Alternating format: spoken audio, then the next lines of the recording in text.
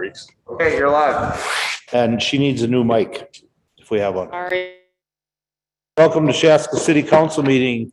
We are currently at the Chaska Event Center for Monday, February 28th, 2022. We'll call the meeting to order at 7 o'clock.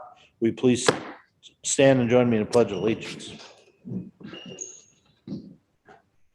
I pledge allegiance to the flag of the United States of America and to the republic for which it stands, one nation, under God, indivisible, with liberty and justice for all. Thank you, everyone.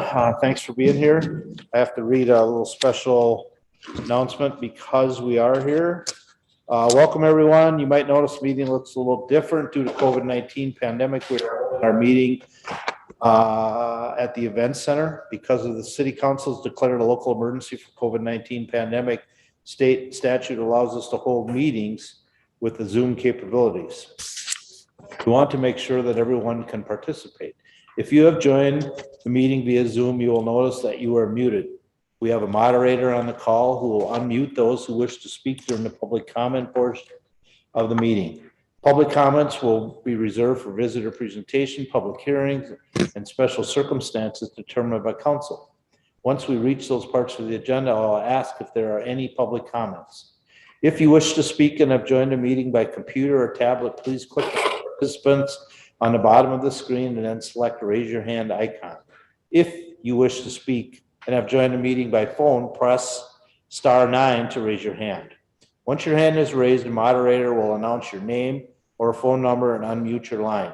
Please remember that public comment is provided at the discretion of the council, is meant to provide productive discourse on topics related to the city of Chaska. Speakers shall refrain from comment or behavior that is deemed disorderly, derogatory, obscene, indecent, or off topic. Any person engaging in such speech or action may be muted or removed from the meeting. Thank you all for that. So, all right, we are done with that. And now we can get into, I'm not sure who's calling roll call. Elise? Okay. One last time. One last time. All right. Get dramatic. Austerity's sake. Yeah. Councilmember Hatfield. Here. Councilmember Hubbard. Here. Councilmember Wong. Here. Councilmember Grau. Here. Mayor Winchell. Here. All right, moves us to item 4, adopting the agenda. Are there corrections or additions to the agenda? If not, I'd entertain a motion to approve. Just one thing. 7C says Oak Ridge Commons. I think it should just be Oak Ridge Commons. Oh, Here's a misspell. It just misspelled, so not really a change, just a note. Which one is that? 7C, it says Yep. Ridge, Oh, instead of Oak. C, I thought you were saying B. Got it, sorry. Okay, so any other comments? Motion? So moved. Motion by Councilmember Hatfield, Second. second by Councilmember Hubbard. Discussion. Hearing none, who's calling roll tonight? Oh yes, since we're on Zoom. Councilmember Hatfield. Yes. Councilmember Hubbard. Yes. Councilmember Wong. Aye. Councilmember Grau. Yes. Mayor Winchell. Yes. All right, moves us to 5, visitor presentation. Is there anyone here that is here to speak on something other than an agenda item? Matt, did you have something? Yeah, I want to take this opportunity. I'm excited to introduce Elise Durbin. She's our new assistant city administrator. As I've been introducing her today to everybody, she's the new Nate. Maybe Elise, if she wants to just give a quick background of where she's been, who she is. This is your speech. All right.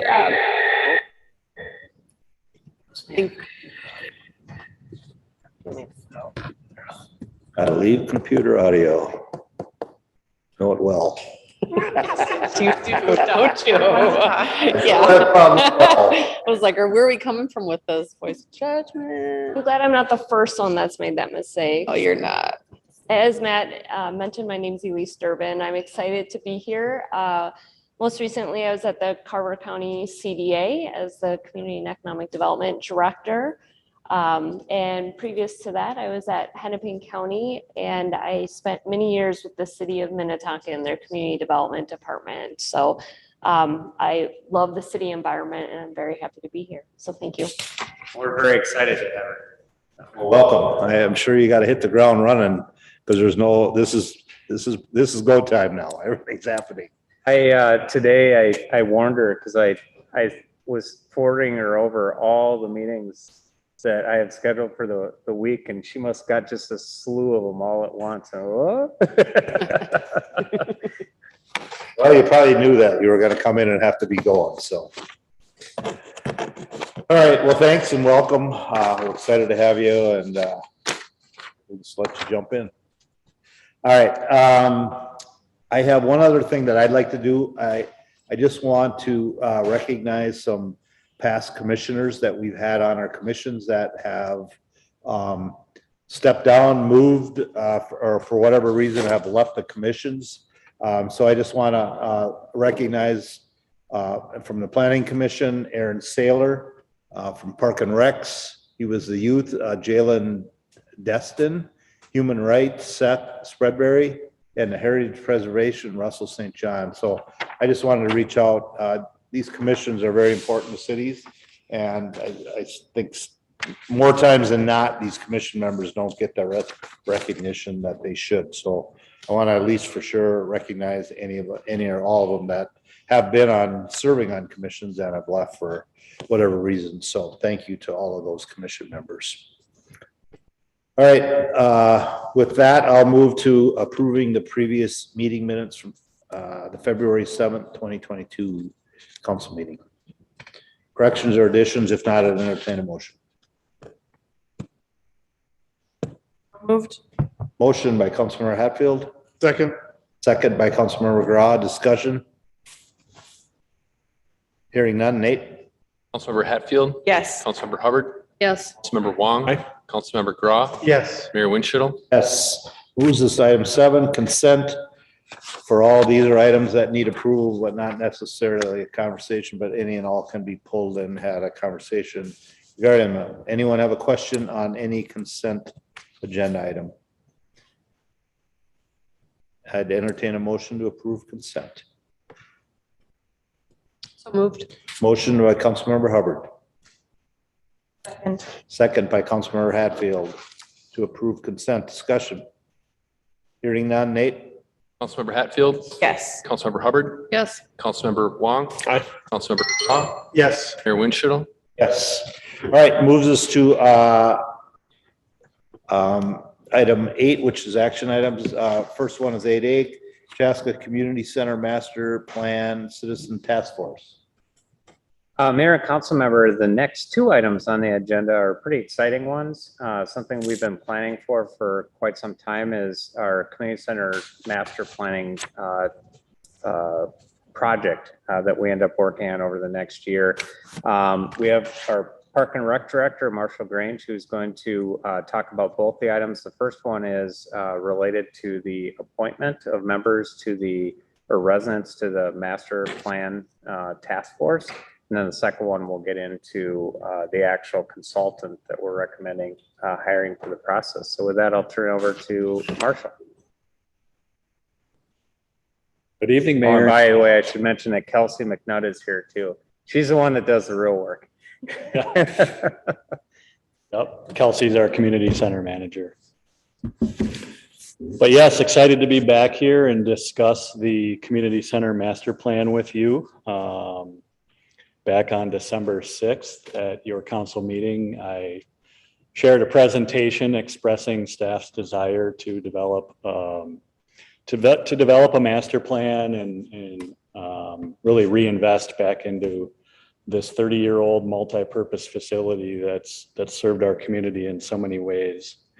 I outlined a process and a timeline to conduct that master plan, and one of those items was to assemble a citizen task force that can really represent our community and be a voice throughout that planning process.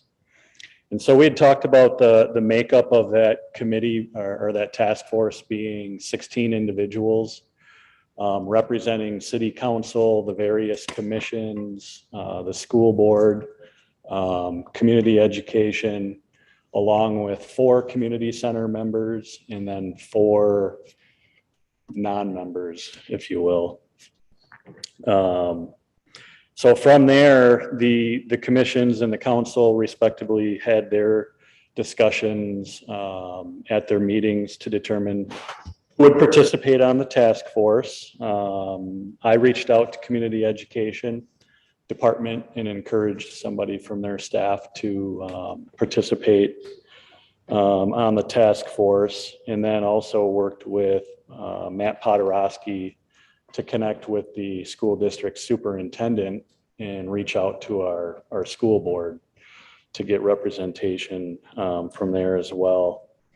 And then on December 14th, we opened an online application and really from there kind of promoted the opportunity in a variety of ways to encourage community members to participate on this task force. And the deadline for that application was on January 30th. And happy to share, we ended up getting 37 applications as part of that process. So it was great to see the response there. So then the hard task was figuring out how to narrow that down. So we assembled a kind of an applicant review committee, and that consisted of council members John Graw and Taylor Hubbard, along with Parks and Recreation commissioners Donnell Hyai and Zach Saresig, city administrator Matt Podorowski, and myself. And so what we did is we filtered the applications first between community center members and then non-members. And then each of us respectively ranked the applications, kind of number 1 being the top on down. And then we just added the scores and divided it by 6 to generally get an average score.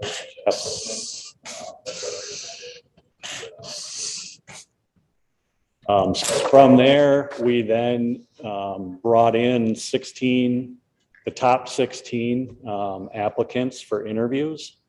So the top 8 community center member ranked applicants and then the top 8 non-community center member applicants.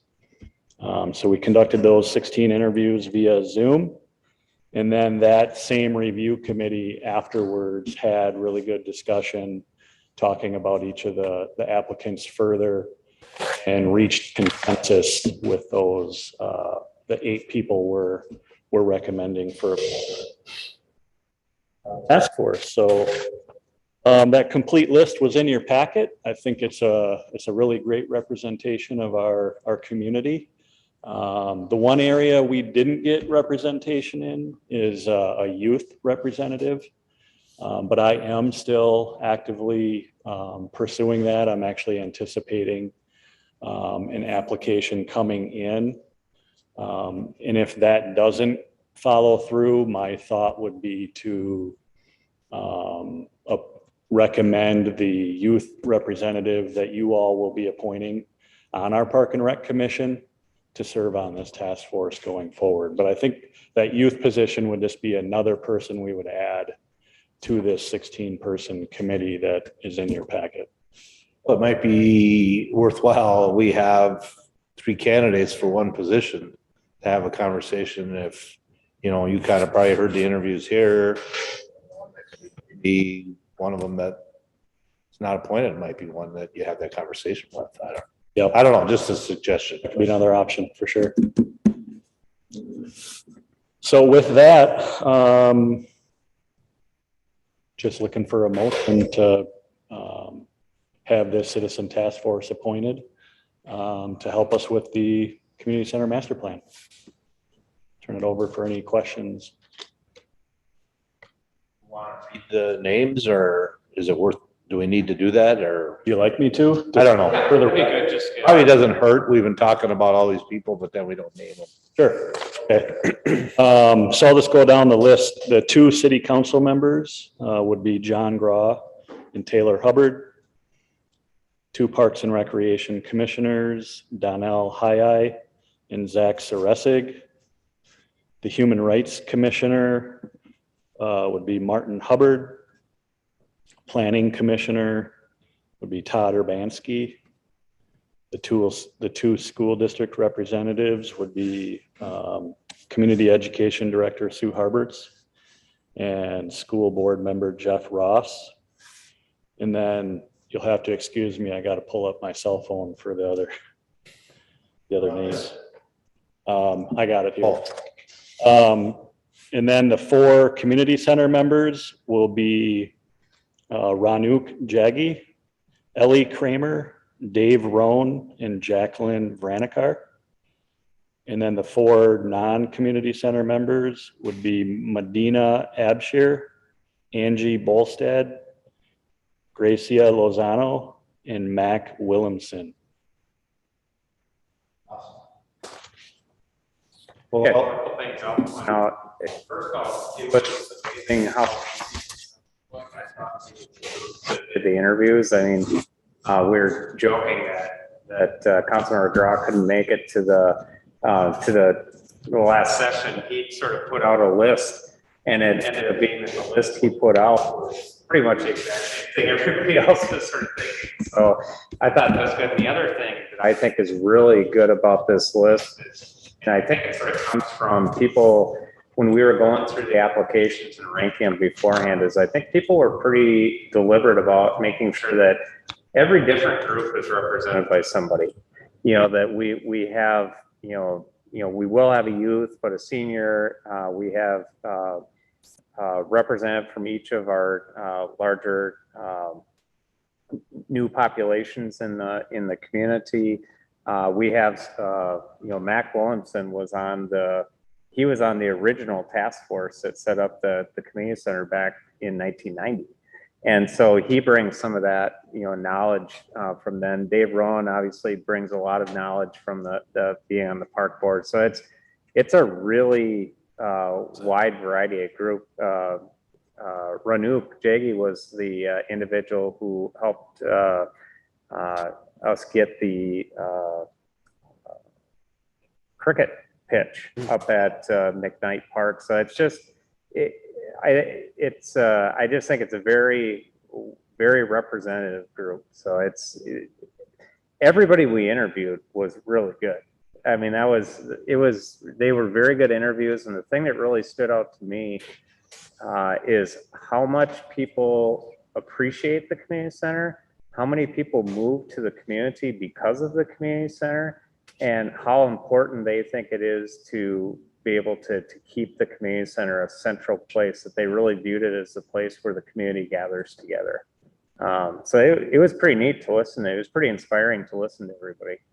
I also thought it was kind of unique that I figured everybody, one of the questions that we asked was, what are some of the strengths of the community center and what are some of the weaknesses? And for some of the weaknesses, you would have thought, obviously parking, right? That just would have been a very big go-to. I think only like 2 folks said parking right out, but most people kind of almost jumped over that because it was such an obvious weakness for the community center, and went to a different aspect. And there were things learned, at least from my opinion, personally, of other viewpoints. So it just kind of really solidifies the idea of like needing a diverse board for the task force. And like, I'll echo your thoughts when I was sorting through the applications, age and everything and diversity, and like kids in the home versus older kids, and what are their priority uses, all those sort of things. And it was, with the 37 applications, it was so difficult to rank them. It was extremely hard. But when it came down to it, when he shared the compiled list, for the most part, everyone kind of was feeling the same way for the most part, give or take a few numbers here or there on some folks, but yeah, it was really a wonderful process. Yep. And I'd point out too, we will be following up with the individuals that aren't getting appointed and really emphasizing that they're still going to have a lot of opportunity and ability to be a part of this and provide feedback throughout the community engagement that we'll be doing. So I just wanted to add, thank the community. I mean, I was truthfully blown away at 37. There's some times where you you have the right intention, but you can't make people apply or make people do this. And this wasn't the case. You had a good representation. I made it a hard job for us to interview and everything like that, but it's just good to see. And I think, as you highlighted about why they were passionate, community gathering, I wanted to move here because I had it, one had shared with us that they moved from Cedar Rapids, Iowa, which is a much bigger city, and they don't got anything like what we got here. And that was a value. And I forgot the other one that stuck out to me was the community center provides for the community from birth to that active older adult and kind of that whole life cycle, life kind of moment. You're kind of like, it really does. You got your early childhood to your AOA and the lodge, which is pretty cool too. So just great response by the community. So I'm excited, and I'm excited to make a recommendation for this tonight. So it's good stuff. Yeah, and well, you gonna say something? No, I do have one question. So, Councilmember Hubbard, so I know your husband's like one of the members here. I mean, I got to ask the question because it's the obvious one that I'm sure someone else will ask, right? Is there any concerns because, you share a household, right? Of, not, making it, allowing another opening for someone who's in a different household perhaps, right? I know. So we don't really talk a lot about things in our household with this. So I was unaware because every commission internally looks like they kind of vetted and selected. So I guess I was unaware that my husband was interested in this. He knew I was interested in this because I've been interested in this for years. I don't know if I have a clear answer for you other than I feel like because it was an internal process with the Human Rights Commission, maybe rounding back to them, because I played zero part in having that happen. Yeah, I think that's important to point out that we asked each commission to go out back and have a discussion about this. And so basically the names that you see in front of you from the Planning Commission, from the Park Board, from the Human Rights Commission, these are all the ones that those groups said, this is the person or people we want to have representing our group. So it, even at a staff level, we didn't have really any participation in that.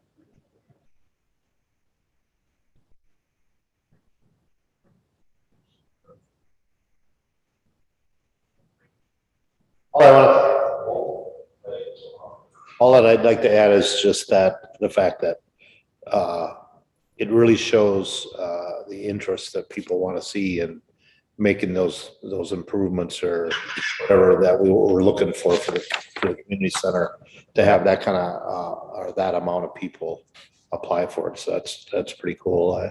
We talked about, we did some youth interviews, and I said the park board is kind of always the fun one. They get to do all the fun stuff. So I think that's part of it. It is a fun place. It's that thing, and that it just shows that people really care and want to be part of a process like that. So I think it's great, and I applaud all the candidates that are on it and all the candidates that applied that weren't appointed, because they're all equally important. So, because like you say, they're going to have a chance. We're going to still have a chance to have input on it at some point. So awesome. All right. Anything else?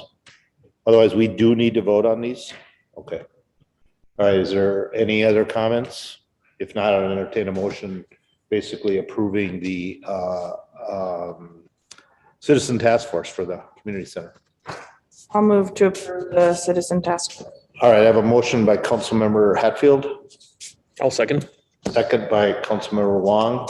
Again, this is appointing the community center master task force citizen group. So, all right, discussion.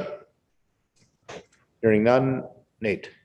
Councilmember Hatfield, Yes. Councilmember Hubbard, Yes. Councilmember Wong, Councilmember Straw, Yes. Mayor Winchell. Yes. All right, that moves us to 8B, which is recommend consultant for the community center master task. Turn this right over to Marshall. Yep, I'll stay right here. All right. So before I jump into this one, I will make mention that John Slack, who is with Perkins and Will, is on the Zoom call with us tonight. So There'll be opportunity if you have questions for him as well. So thanks, John, for joining us. So at that same meeting back on December 6th, you passed a motion authorizing us staff to solicit RFPs for architectural services. Right after that, we turned around the following day and submitted RFPs out to 12 different architectural firms that really specialize in recreation and sports facilities. We also made that RFP available on the city's website as well. Shortly thereafter, we held 3 pre-proposal meetings at the community center. So 2 of those were in person, and we did offer one of those as a Zoom option. And that was an opportunity for interested firms to come and really learn a little bit more about the scope of the project. Took them on a facility tour and had the opportunity to answer any questions that they had. Really just so then they can really put their best foot forward and submit the best proposal that they could. So we had good participation there. 9 of those 12 firms attended the pre-proposal meetings. In the end, we ended up receiving 2 proposals. And those proposals came from HGA along with Perkins and Will. 2 really good architectural firms for us to consider. And I would say that the proposals we received from each of them were pretty equivalent in terms of the price expectation along with kind of timeline and understanding of the project. So from there, we decided the next step was to interview both of the firms and get a better feel. So we assembled some of the city staff that represent the project management team for this project to serve on the interview committee. And so that included Aaron Link, our recreation program manager, Kelsey McNutt, our community center manager, Mary Monteith, park and rec assistant, Matt Podorowski, our city administrator, Nick Hartwig, our building maintenance foreman, along with myself. And so those interviews occurred back on January 28th with HGA and Monday, January 31st with Perkins and Will. Both interviews went really well. We had really good discussion, learned a lot from each of them. But after deliberating afterwards, it was a unanimous decision of the interview committee that we think the best fit would be Perkins and Will moving forward. Perkins and Will has been in business since 1935. They have 25 studios across the globe. Fast Company has named them as one of the world's most innovative companies in architecture.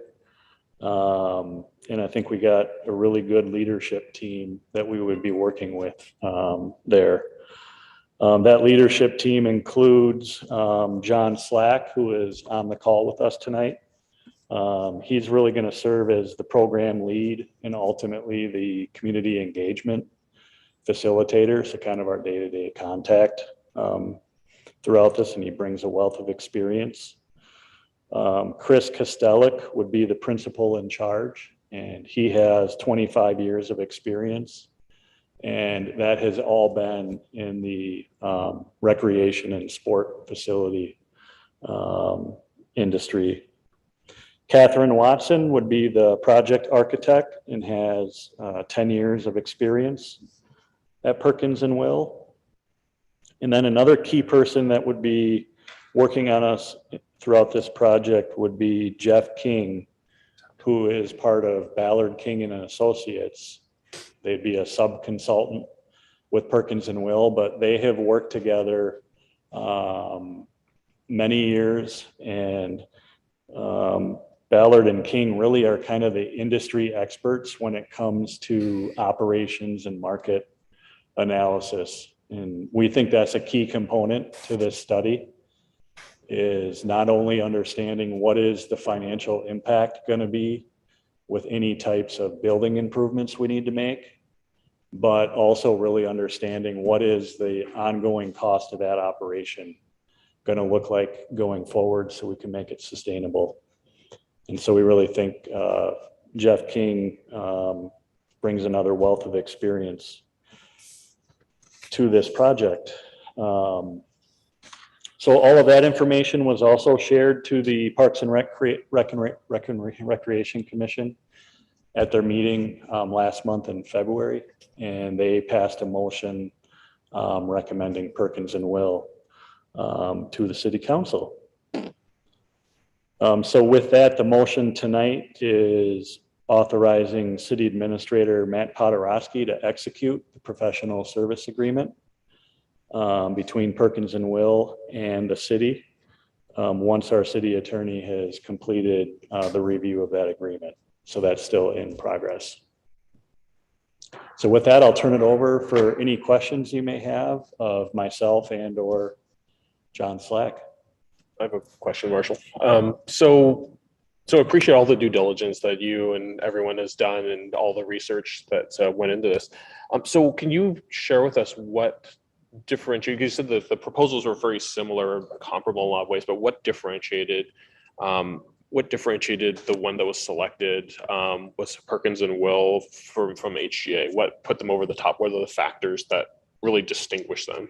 Yep. I would say probably some of the key things were just their overall experience with the scope of this project and working on larger parks and recreation facilities across the country, and not only new builds, but also renovations, because that's ultimately what we're looking at here. I think we connected with John Slack, who's going to ultimately be the community engagement facilitator a little more, and that's going to be a key component throughout this process. So we were really keying in just kind of on that fit and sort of the approach and how they're going to conduct community engagement. We felt like Perkins and Will had a slighter edge there. And then I think really the other key one that I just elaborated on was their partnership and past working relationship with Ballard King and Associates, and the expertise that's really going to bring into this. So I honestly think that's the most important one. Ballard King is the best. And this can't be just, if we're going to focus on sustainability over the next 30 years, it can't be just a visioning exercise. It also has to be how do we operate this? How do we keep this sustainable so that people 25 years from now feel that this facility is just as great as the facility is now? And I think that to me, I think Perkins Will Group is great. I agree that when it gets down to it, a really key important component when you get into these community engagement, and especially when you have a citizen task force, is you have to have a good facilitator.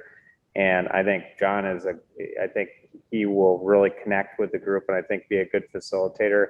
But I really think that expertise from Ballard King is to me was a big.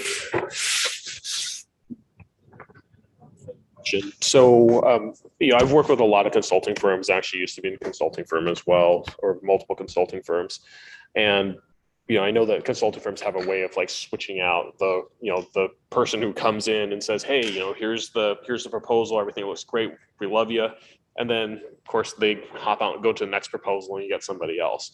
Are we going to contractually commit Mr. Slack and some others that, we would indicated to make sure that we have them as part of the team? Because I know there's a comfort level. Yeah, exactly. I want to make sure, right? Yeah. Is this the team we're going to see later on, or just now? Yeah. Exactly. So all four of those individuals were present at the interview and have already verbally committed they are day to day.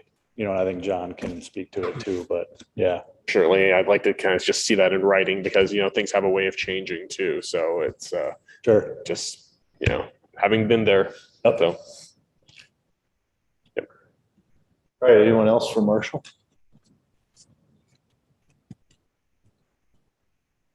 John, did you have anything to say? Sure. First off, Mayor, council member, thank you for the opportunity to be here tonight. Sorry, I'm not in person. My daughter got sick this weekend and she didn't test positive for COVID, but I also don't want to be the person who gets everybody else sick. So, we're really excited about this opportunity. I think as Marshall mentioned, this is a project that really fits well within the team that we brought. Chris Kostelik, who's the principal in charge, has over 25 years and probably has done 100 of these projects, if not more. Jeff King brings that national experience in really the O&M side of the project.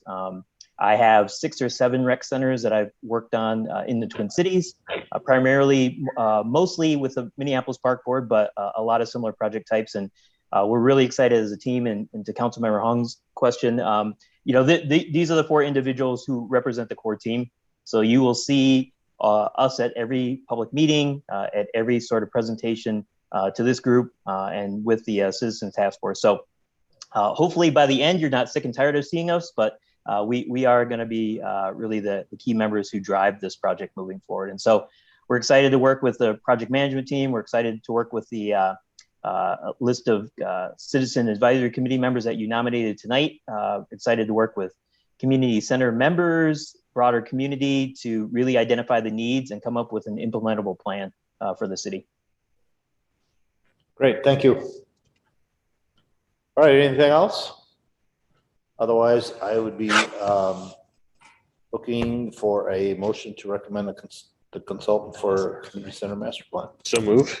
Motion by Councilmember Wong. Second. Second by Councilmember Gra. Again, recommending the consultant center master plan. Discussion. Hearing none. Nate. Councilmember Hatfield, Yes. Councilmember Hubbard, Yes. Councilmember Wong. Aye. Councilmember Grau, Yes. Mayor Winchell. Aye. All right. Thanks, everybody. Appreciate it. Thanks for being here. Thank you. Thank you, Marshall. All right, we move to 8C, adopt resolution 2022-15, approving concept plan for building addition Southwest Christian High School. Mayor and Councilmember, this is an item coming from the Planning Commission. It's a concept plan for addition of a 48,000 square foot field house on the Southwest Christian High School campus. This is coming with a recommendation from the Planning Commission to approve. Is to make the presentation.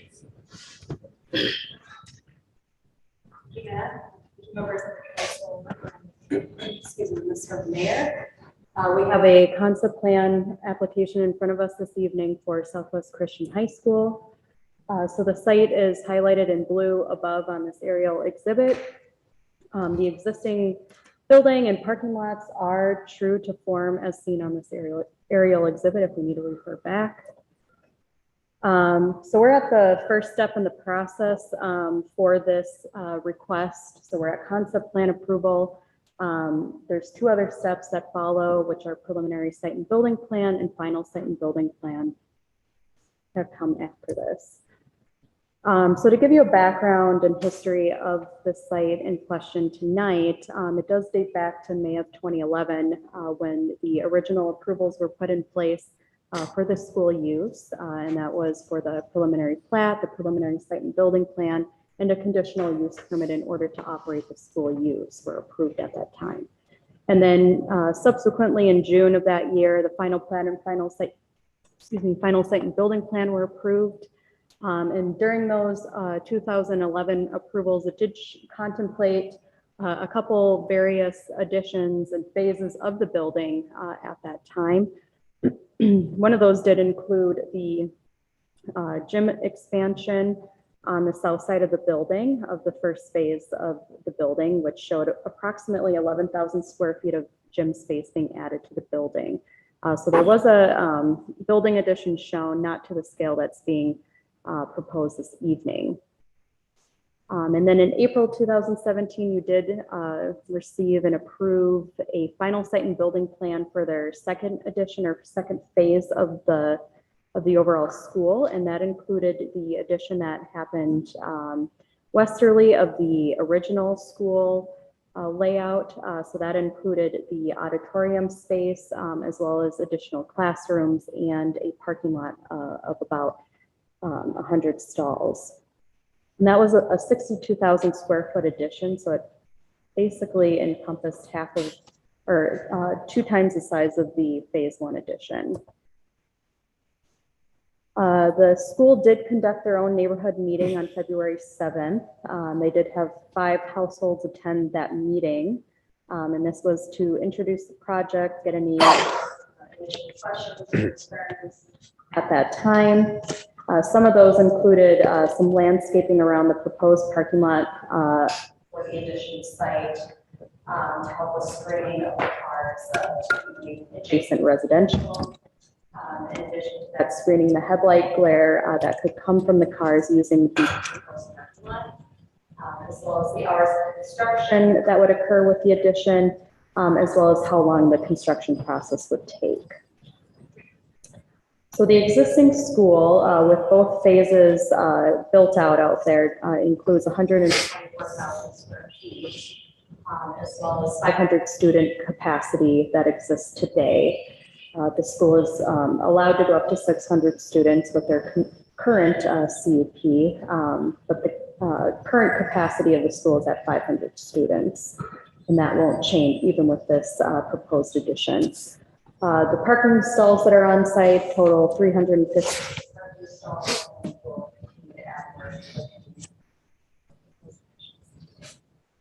So the concept plan being requested this evening will include a 48,000 square foot field house addition. They are not planning to add any additional classrooms or increase student count with this addition.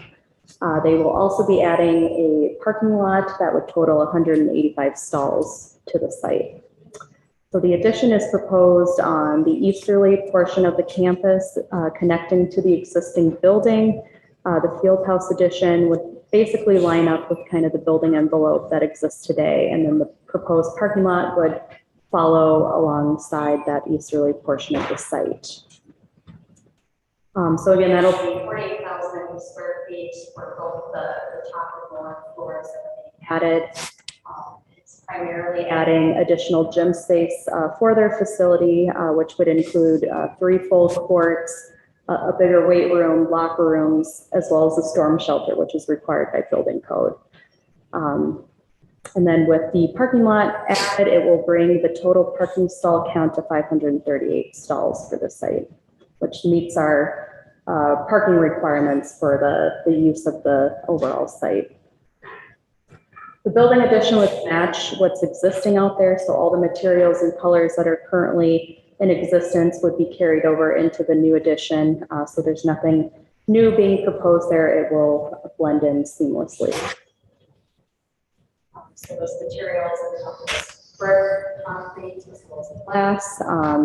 The height of the building addition won't significantly exceed what's currently out there on the first phase of the building. So at 28 feet height at its tallest point on the northerly side, and 42 feet in height on its southern side, which is due to the topographical grade change between the north and south sides of the building.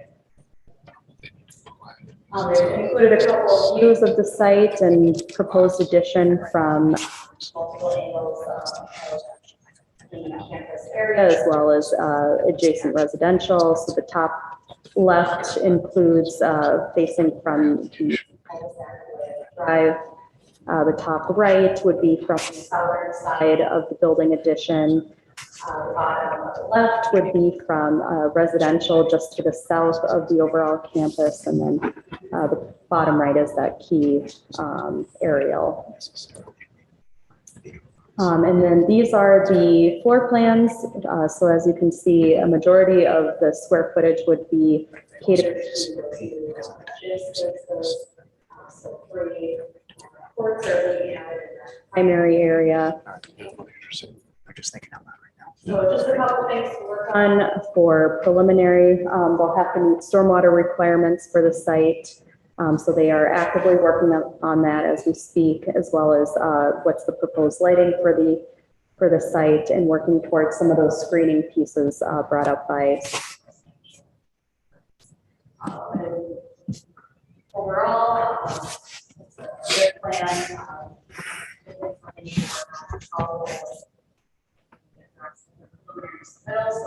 asking you to make a motion this evening to adopt resolution number 2022-13 within the concept plan for field composition at Southwest Christian High School, and subject to the conditions that are laid out within that resolution. Happy to answer any questions. Otherwise, we do have the representatives here from Southwest. All right, questions for Liz? This, now, this one has to go through the concept preliminary. The last edition just went into preliminary because was it already approved or not? It's because the former approvals showed the building footprint of that size and caliber, so. And now this, Move on. this is going past it now then. Right, exactly. Because I think that the original concept plan from 2011 did have this. This is just, that was part of that vision from way back when. Because I remember from being, I know it was forever ago, but yeah. Okay. Yep.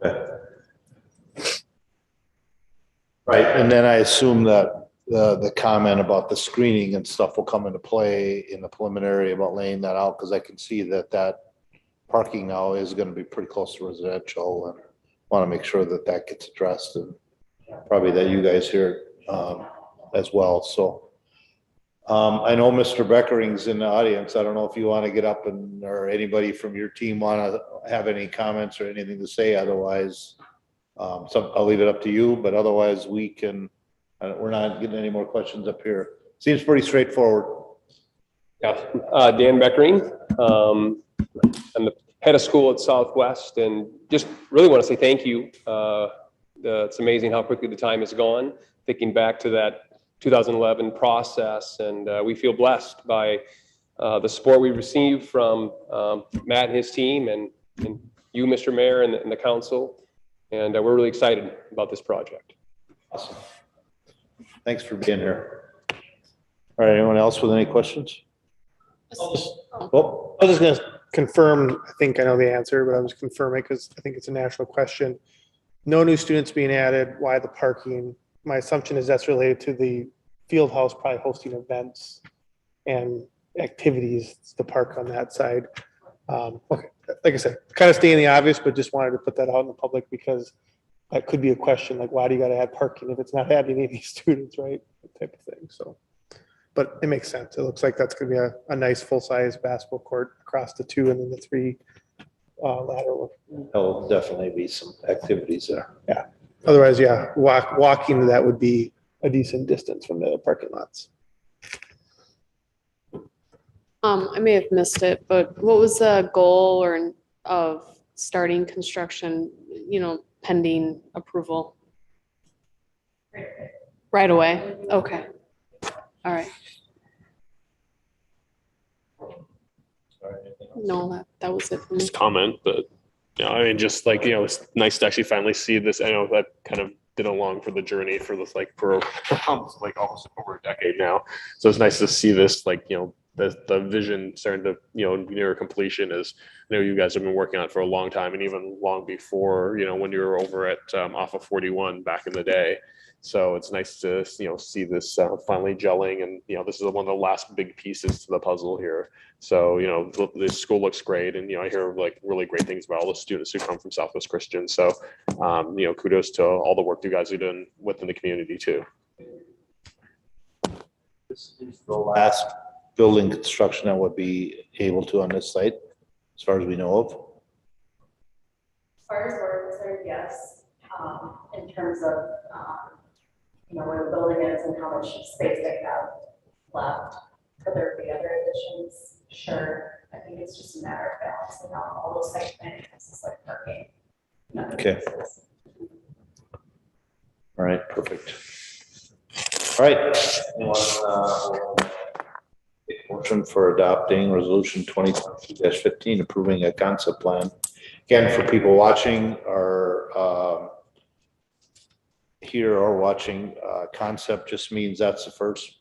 They make sure that the council staff think it's a good idea. Now the next phase, they kind of put all the plans together to make sure that it's meeting all of our guidelines and concerns, like we talked about screening. And then the final is just the final, that is just basically lets them get going on building. So that's kind of how the 3-step process is for us here. So this is again, step 1. We'll see this once more for conversation, and then again, it'll be final approval. So, all right. I guess I'll make a motion to adopt resolution 2215 approving concept plan for the field house as Southwest Christian. Motion by Councilmember Wong. Second. Second by Councilmember Hatfield, adopting resolution 2022-15. Discussion. Hearing none. Nate? Councilmember Hatfield, Yes. Councilmember Hubbard, Yes. Councilmember Wong. Aye. Councilmember Grau, Yes. Mayor Winchell. Yes. All right, thank you, gentlemen. Appreciate you being here. All right, we move to 8D, adopt resolution 2022-16, approving concept plan for the Frenz worm properties. This is another one coming from the Planning Commission, recommending approval. This is the property that is just to the south of the property that we purchased for our new community park out in southwest Chaska, and just to the west and south of the Big Woods property that's out there. So it's 127 acres. It's one that directly connects down to County Road 61 and would really continue the development of southwest Chaska. Again, this is the concept plan for this, so it has the 3 phases to go through, but I'll turn over to Liz to give a presentation on this. Actually, Nate's gonna take over this one. Oh, boy, we're in for a treat. Giddy up. What'd she say? Yeah, Nate's doing this presentation. Oh.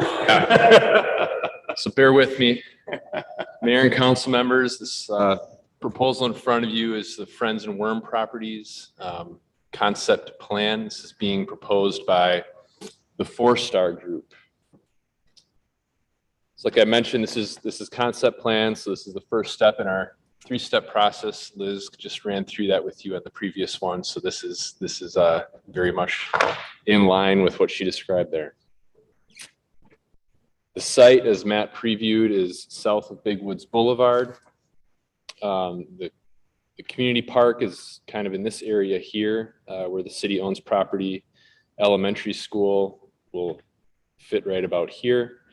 And then we've got the proposed collector road, which is going to navigate, got ahead of myself, going to navigate approximately, and I don't know why.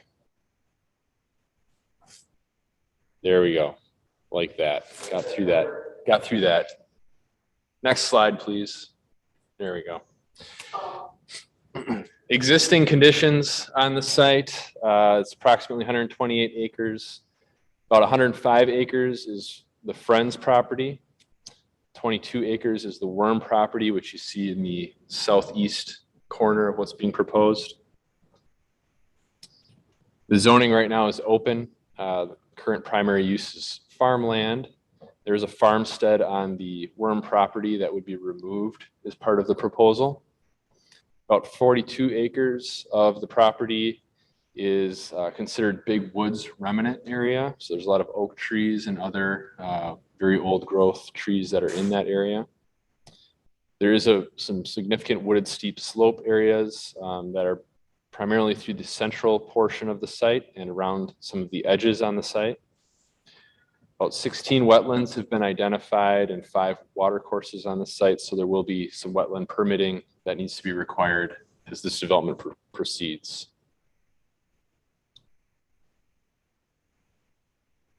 Just to give you some reference as to how this area was considered as part of the Southwest Chaska plan that was adopted in 2010.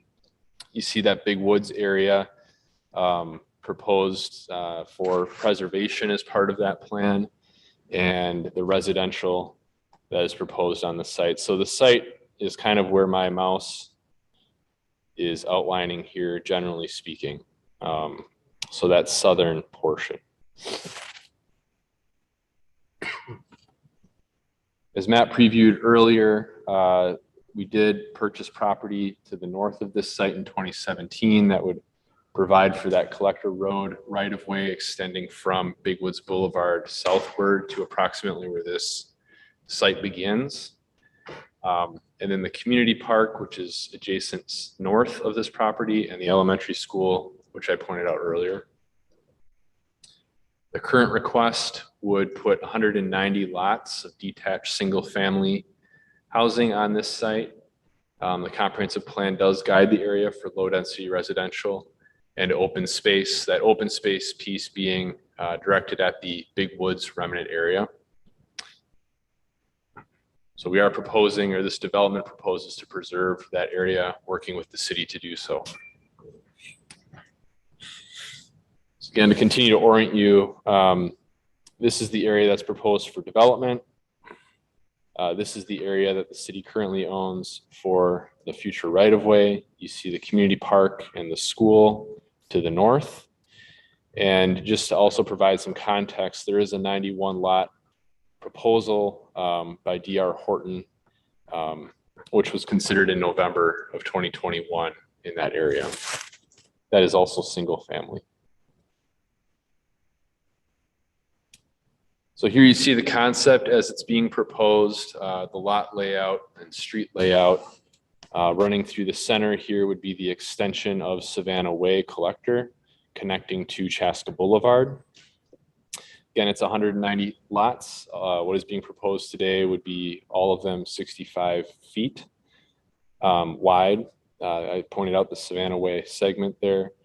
There's also Carver Path extension, County Road 61 connection. So that would be over here with that secondary connection there. There's also access to the property, to the Lano property at the east. There's potential for that, kind of following where my mouse is going to the south portion of the site. That is something that we do need to explore with the Lanos, and the developer has been cooperative with that and understands the need to pursue that option. Just to remind everybody, that's what we talked about with the gravel pit, 2 meetings ago. I think it's 2 meetings ago. So that would be part of the discussion, is to talk about how you connect those neighborhoods together. So is that going to access 61 there then? So there's an access proposed right here onto 61. And that's about where, when we were talking about it for that gravel operation, same place? No, It's farther to the west. the gravel operation was proposing a different access, which would have been directly from the Lano property, which is kind of off the screen. Okay, so this is further west, okay. Yep. The thought here, though, is that we have an opportunity that you could extend an access to the Lano property through this area, which would then possibly avoid the need for an additional access directly to the Lano property off of 61. And that house that sits there, that's still further to the east on this map? Existing home on the Worm property is right about here. Big, different property.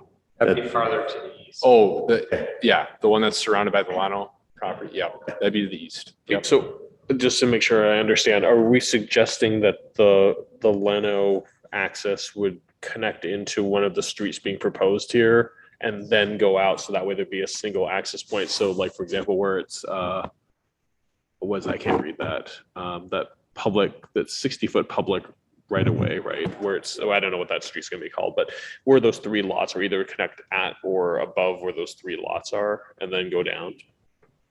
Yeah, so the intent would be to make sure that these neighborhoods connect together, so that you don't create sort of that unsafe access as you go farther on down the Lano property.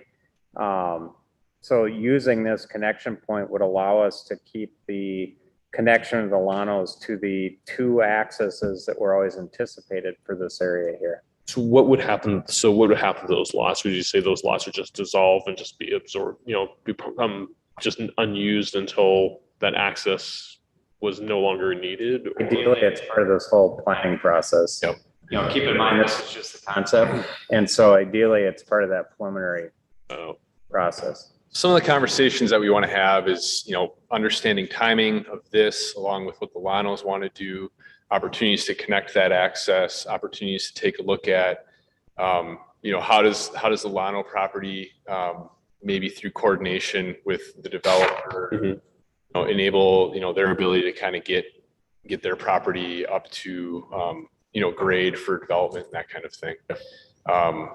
If there does end up being some sort of an extraction function at the Lano site, ideally, we can understand what the timing is for this development and then be able to line those things up so that maybe it makes more sense as it relates to the path and the timing of development occurring.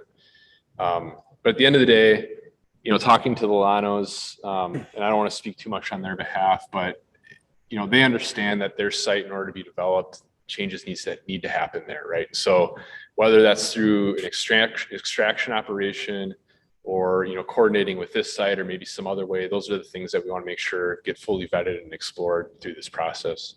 The other question I had was that that sewer was one of the questions about this site and the Lano property too.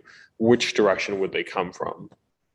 So there are opportunities potentially, and that's part of the discussion we want to have too, is, if the Lano property is, brought up to a higher elevation through fill and all of that, can we maybe site the lift station that's going to be needed for the southern portion of this development in a way that the Lano property could benefit from that as well? There's a potential opportunity with that.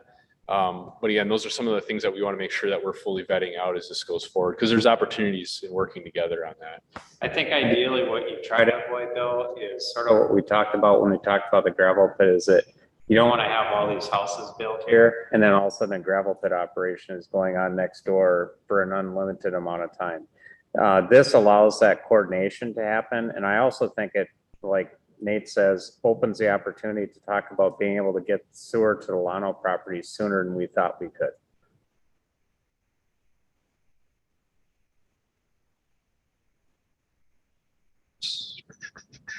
Or make sure I pick up where we left off. All right, so additional items with this, as I've mentioned before, the school property and the park property that the city owns currently is directly adjacent north of this site. Part of the opportunity with that is this big wood remnant can play into the community park. So some of the things that we're thinking about is how does, the potential for preservation of the big woods area connect with the park by providing public access into that big woods area if we're able to achieve that preservation through this development. The big woods preservation area is about 42 acres. Public trail connections in there would be needed, and so that is something that we want to make sure that we're accounting for, both from the development directly, but then into the park as well. We do need to do a steep slope and wetland delineation and define those with staff. So as we move into preliminary, making sure that we're all in agreement on where those boundaries exist. Water and sewer, this is an important one, is currently north of the planned park. So if I back up, presently today, the sewer access is right about here in Founders Ridge. If DR Horton proceeds, they would then be bringing that sewer to approximately where the Savannah Way extension would meet up. If the developer is to proceed with their project at this point in time, part of the responsibility would be to extend that water and sewer then through that right of way that the city owns to serve their proposed development. Typically, and what the city has been planning for, is that that extension would occur with development occurring sort of north to south from Big Woods Boulevard, proceeding in this direction. This project is being proposed ahead of that planned pace, which is why it then becomes the developer's responsibility, because the city's just not there yet in the planning that we have for that sewer extension.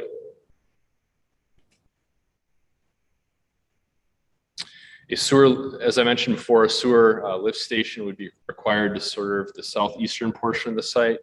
Exact location of that is to be determined as we move through preliminary. And like I was previewing before, that discussion with the Worm property and what we learned from that will influence that as well. There are a lot of scattered stormwater ponds currently on this concept plan.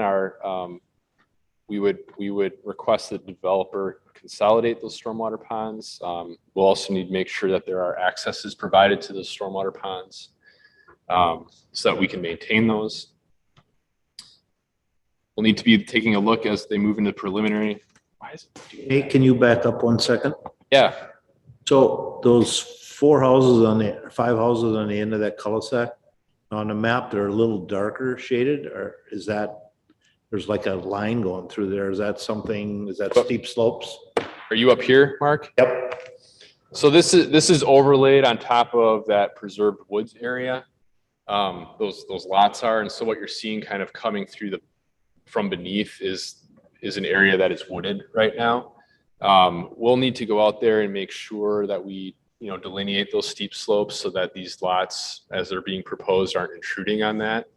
But assuming that it's not steep slope and it's not wetland, the developer would be able to develop within that area. Yeah, I think one thing to point out, we did have a chance. When did we go out there? Last summer? There was a group of staff that we walked out and walked that entire site last summer. And it was pretty clear that area where those lots are shown was sort of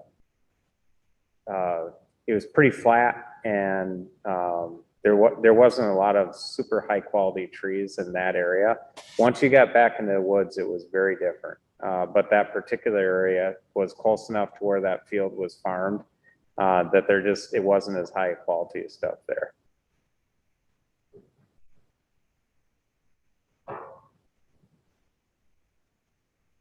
As we move into preliminary, the developer will need to do a noise study with MnDOT to make sure that we've got adequate buffering, evaluate the need for a noise barrier along 212. We'll also be looking for landscaping and berming on the other edges, which include the collector, the county road as well. So making sure that we're defining those edges appropriately. In addition, there's a remnant parcel, as the developer has labeled it, down, what would that be, southwest of Chaska Boulevard and Mount Hope Road. We do want to make sure that as we go through the process that we are considering how that would develop in the future, because that is guided for single family development down there. So we'll make sure that it doesn't get forgotten and just call the remnant parcel. We will want to see sort of a how many acres is that? Splat there, and make sure that the access is considered. Is that Chaska or Carver? It's Carver, right? No, it's That's in Chaska, Chaska. because if you look just on the south side of that dotted red line is a road. That's old 212. That's old 212. And old 212 was the northern and southern boundary for Chaska and Carver. Officially, our border goes right down that center line. So how many acres is that remnant parcel? Oh, Stephen, or Matt, I mean, under 5. And it's not included in that farm that's there? That's totally separate? Okay. This is part of the parcel that the Frenz family owns. It got severed when 212. When 212 went away in 60, everything got reconfigured for the new freeway to go in. There is a farm adjacent to it, and that is that's also part of Chaska. Yep. So I think what we'll want to make sure is that this, what's called remnant parcel, works with, what could happen on that farm when that time comes. We'll also want to make sure that, the sewer and water connections and the needs to serve that site are understood, and that it's set up to do that.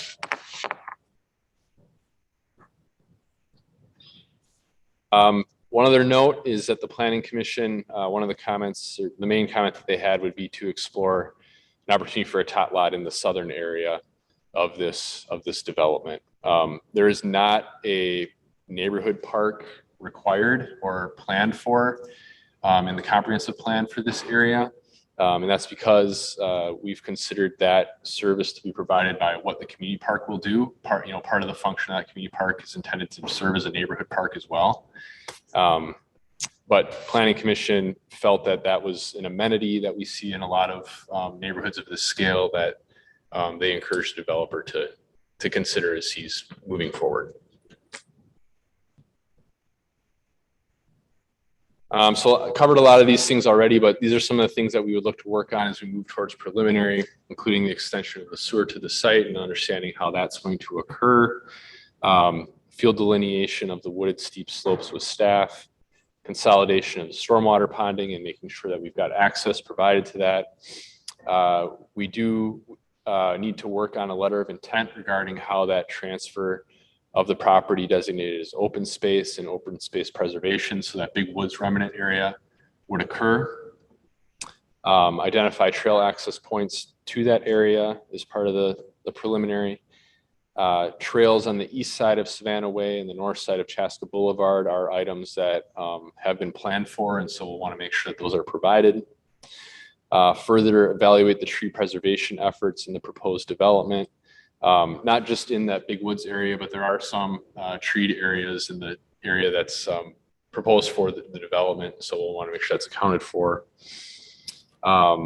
Completing the noise study, landscaping and berming along Highway 212, County Road 61 and Savannah Way.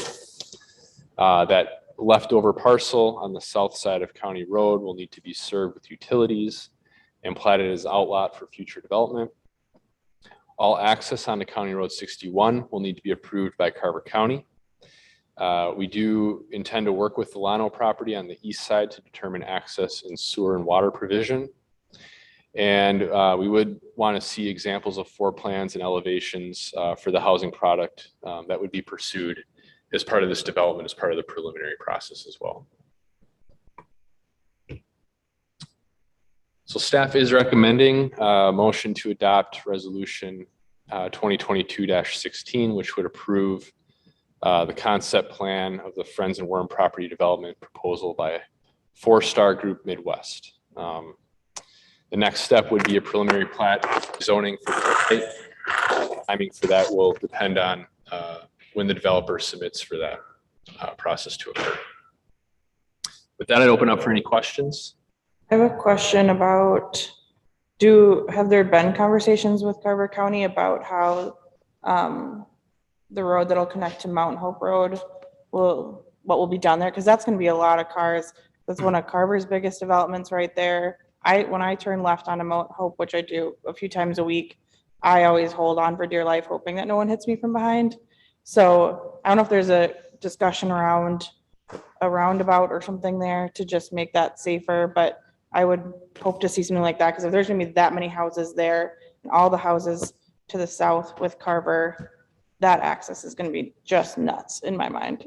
So I would assume that there'll be more discussion with the traffic and such. There'll be a full traffic impact analysis. The county will go through and vet. Part of the study that we worked on with the county did identify a signal at that intersection, and it's been in the plan, kind of in the works for Southwest Chaska.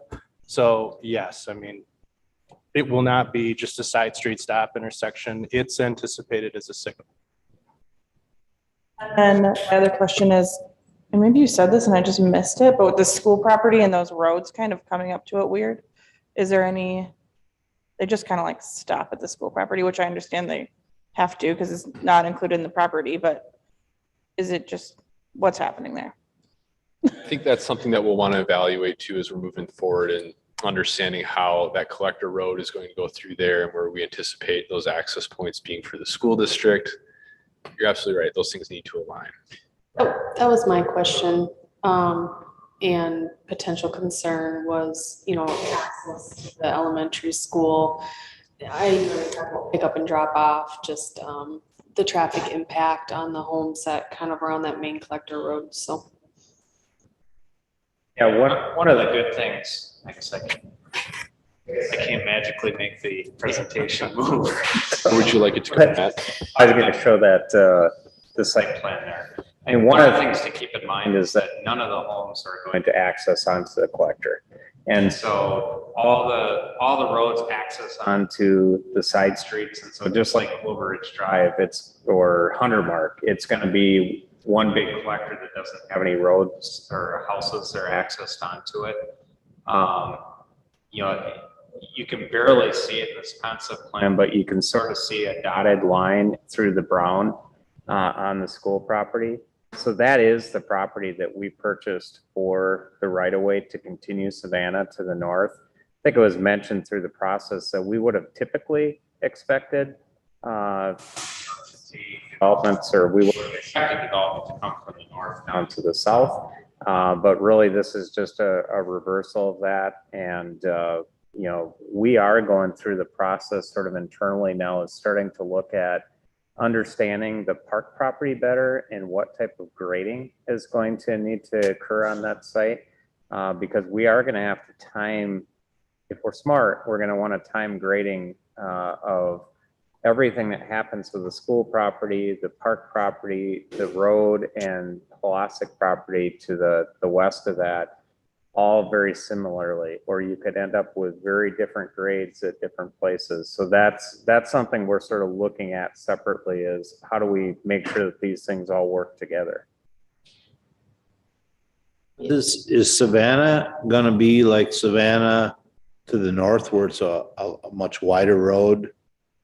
It's actually planned to be more similar. What I would compare it to is Clover Ridge. So kind of doesn't have as broad of a right of way, but trail on one side, sidewalk on the other, with an 80-foot width right of way, which is kind of our traditional standard collector, but not as a robust. Traffic volumes in this area really don't show. I mean, it's mostly residential, but as we look at the school piece between Big Woods and kind of the school property, I think that's the consideration we need to make, is what does that look like? Is there parking, no parking? How does the access go into the school? All those things. I think keep in mind that, you know, right now we don't have a collector on the west side of town. You know, Clover Ridge Drive comes down to Engler and it stops. And so Matt's right that extension of Savannah that goes to north is wider, because it's going to end up carrying all that traffic on the west side of Chaska, including going up in Clover Ridge into downtown. It won't be quite as heavy south of 140, because you're really only dealing with that neighborhood instead of everything to the north. None of these houses that'll be what will be Savannah Way are fronted to Savannah Way. That, you know, backyards, side yards are butting up to it, but not front.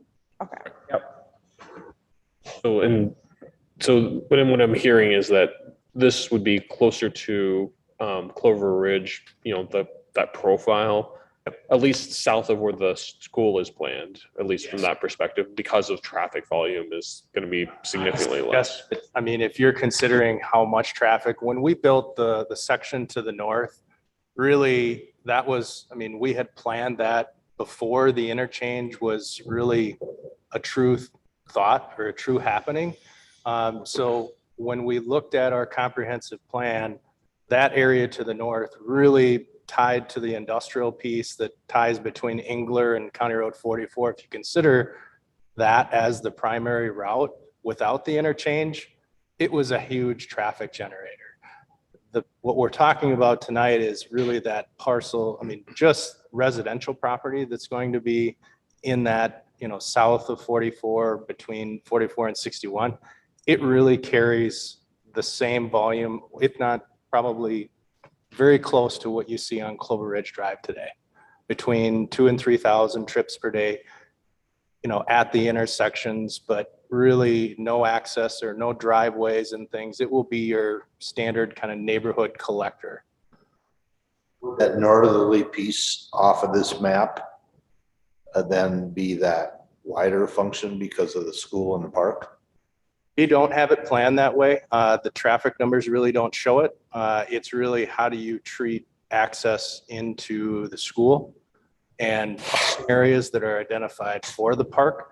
I think that's the critical piece that will have to play into that planning concept. The one thing I'd submit for consideration, even though it's not part of what we're looking at here, is that when we look at that piece of road, that we know that schools generate peak volumes for different school events. So you have like back to school nights, you have like, fundraiser nights and different events that happen at elementary schools, and those end up flowing like everywhere.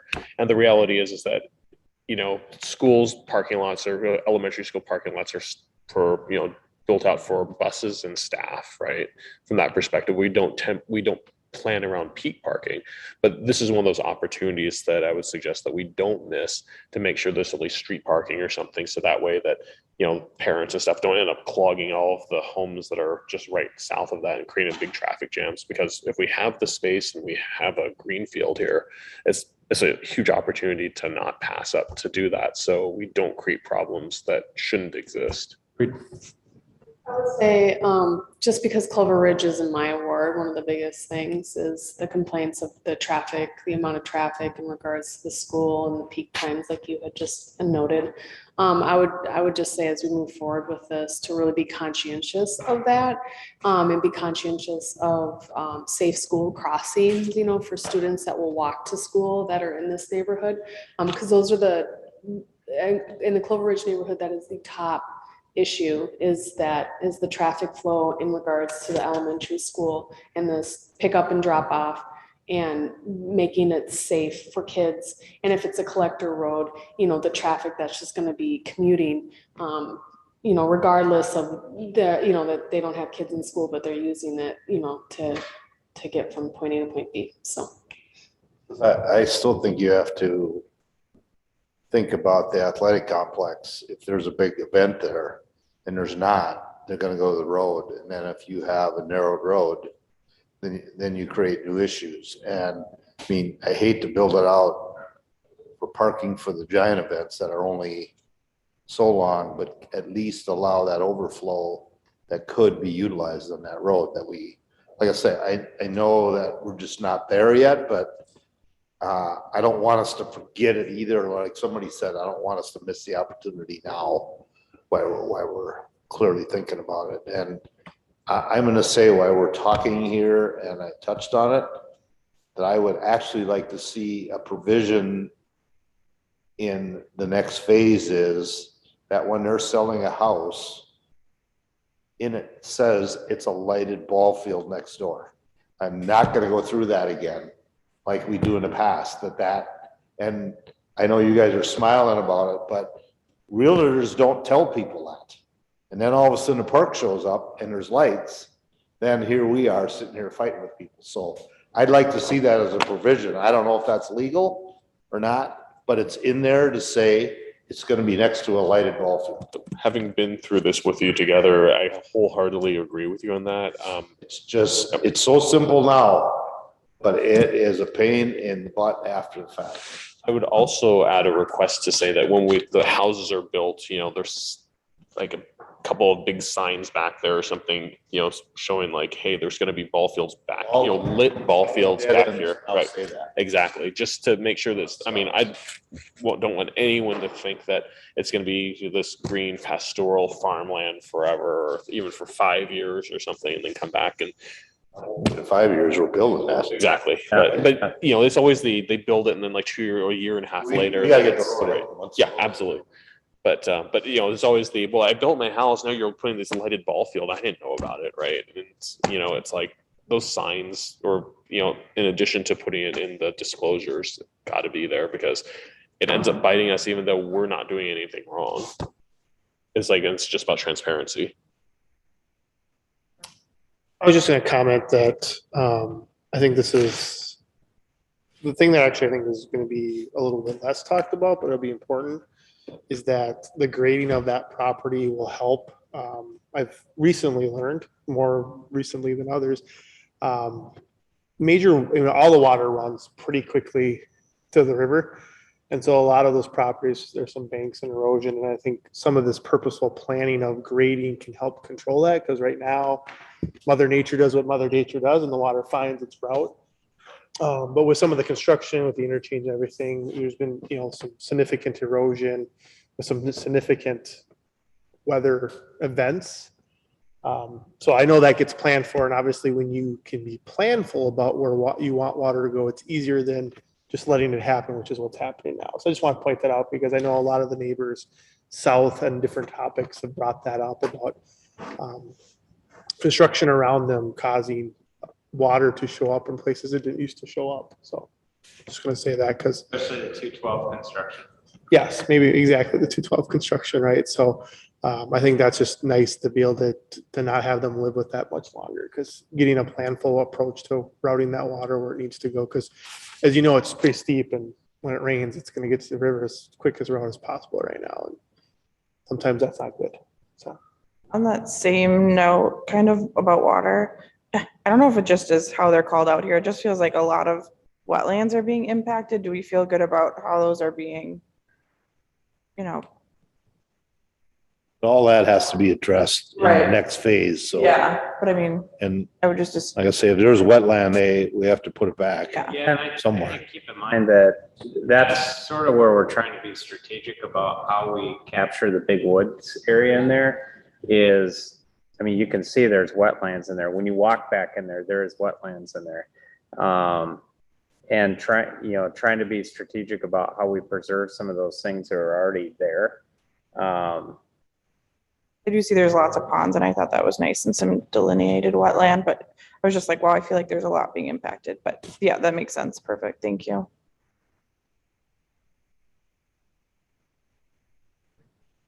Add a condition about the signage and notification of the ball fields as part of condition here, just we don't forget about it. It doesn't get kind of lost in the process. I already did that. Well, we talked about it, but we didn't like add it as a formal condition though. Oh, I had asked that we put it for a provision if it's legal. I don't know if it.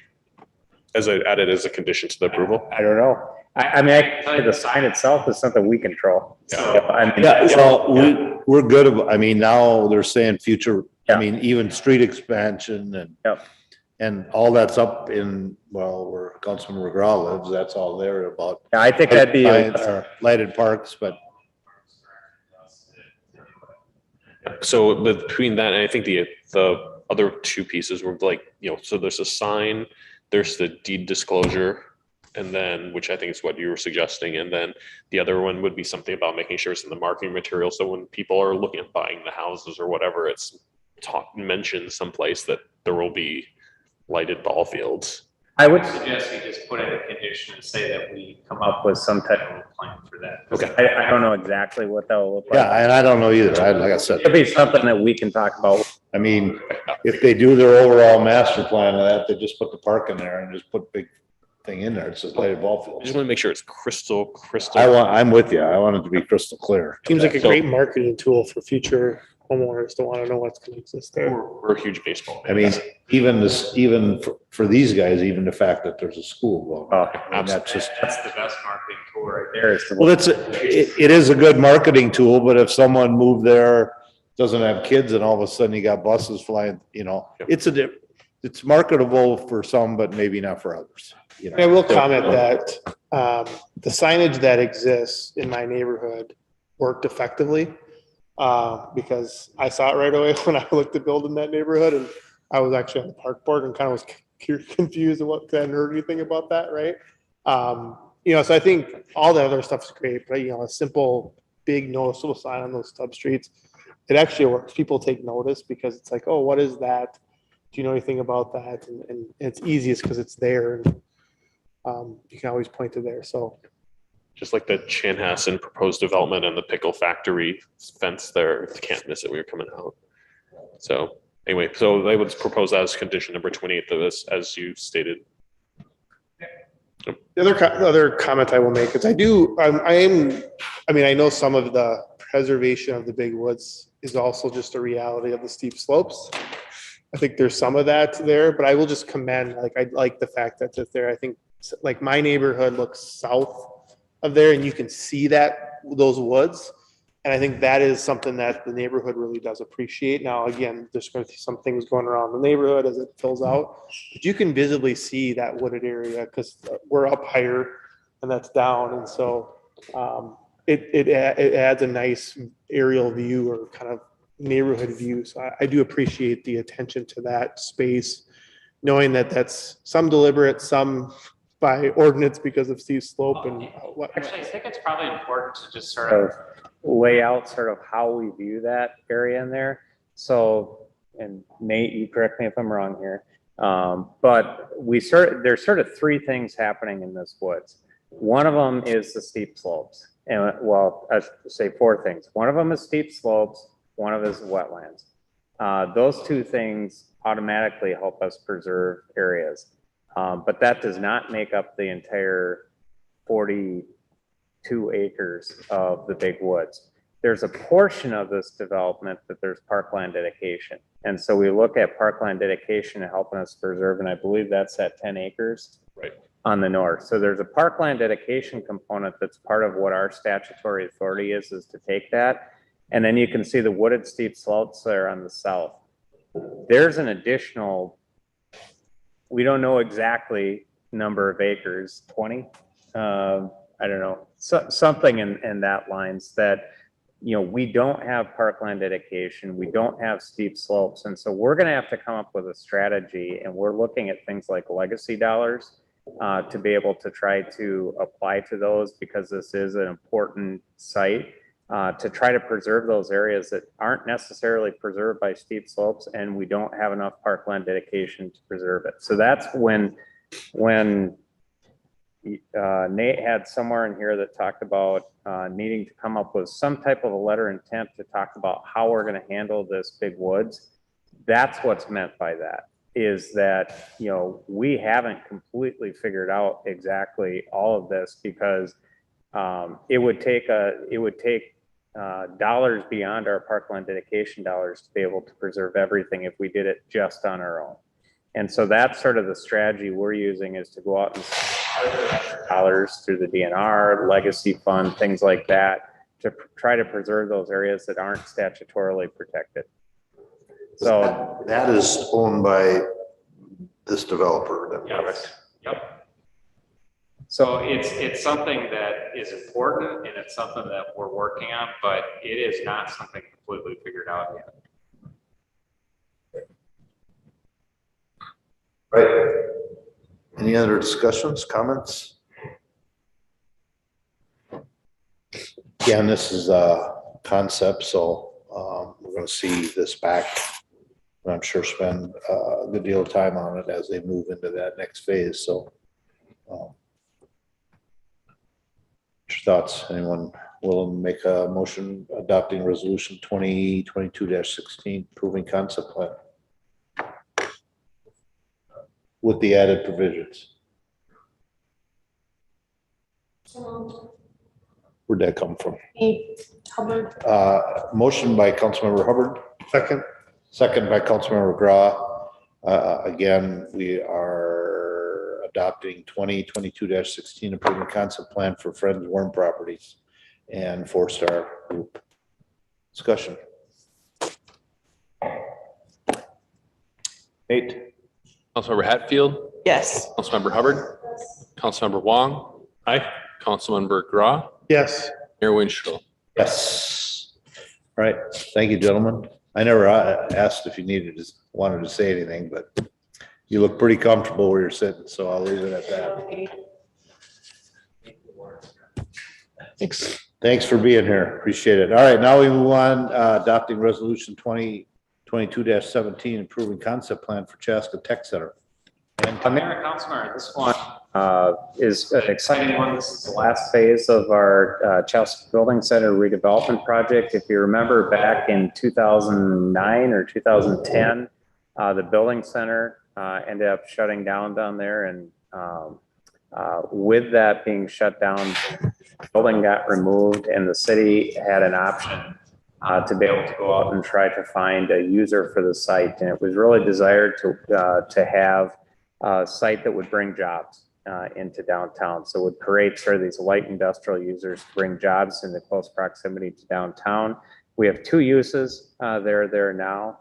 We have the cabinet making businesses there, and then we also have Formicote who built a new building, and so this would be the last piece of that redevelopment project. So this is a concept at this point coming from the Planning Commission with both motion to, or a recommendation to move forward with it.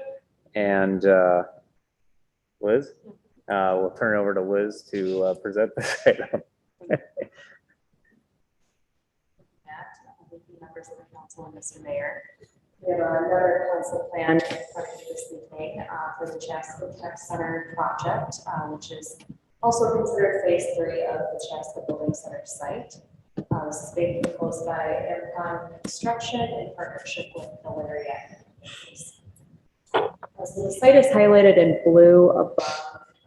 So as Matt mentioned, the two other sites the cabinet shop that was mentioned is on the the westerly most portion of the building center site. Former code is in the center of the site, and the last remaining site on the easterly side is what's being looked at this evening. So you have Fire Lane on its easterly border, and then Chaska Boulevard on the south side. The restaurant Cuzzies is also on that easterly portion. So again, this would be the final inclusion of this area. We're at the first process, so I'm not going to go over too much on that. That kind of gave an overview of the history of this site. So it does date back to 2010 that the concept plan and preliminary plat were approved for just the westerly portion of the building center site, so just for the cabinet shop building. It wasn't until 2018 that the other portions of the site, so the former coat site, and the site that we're looking at, did get approval for rezoning the site plans for former coat. That last remaining lots, so that the rezoning last.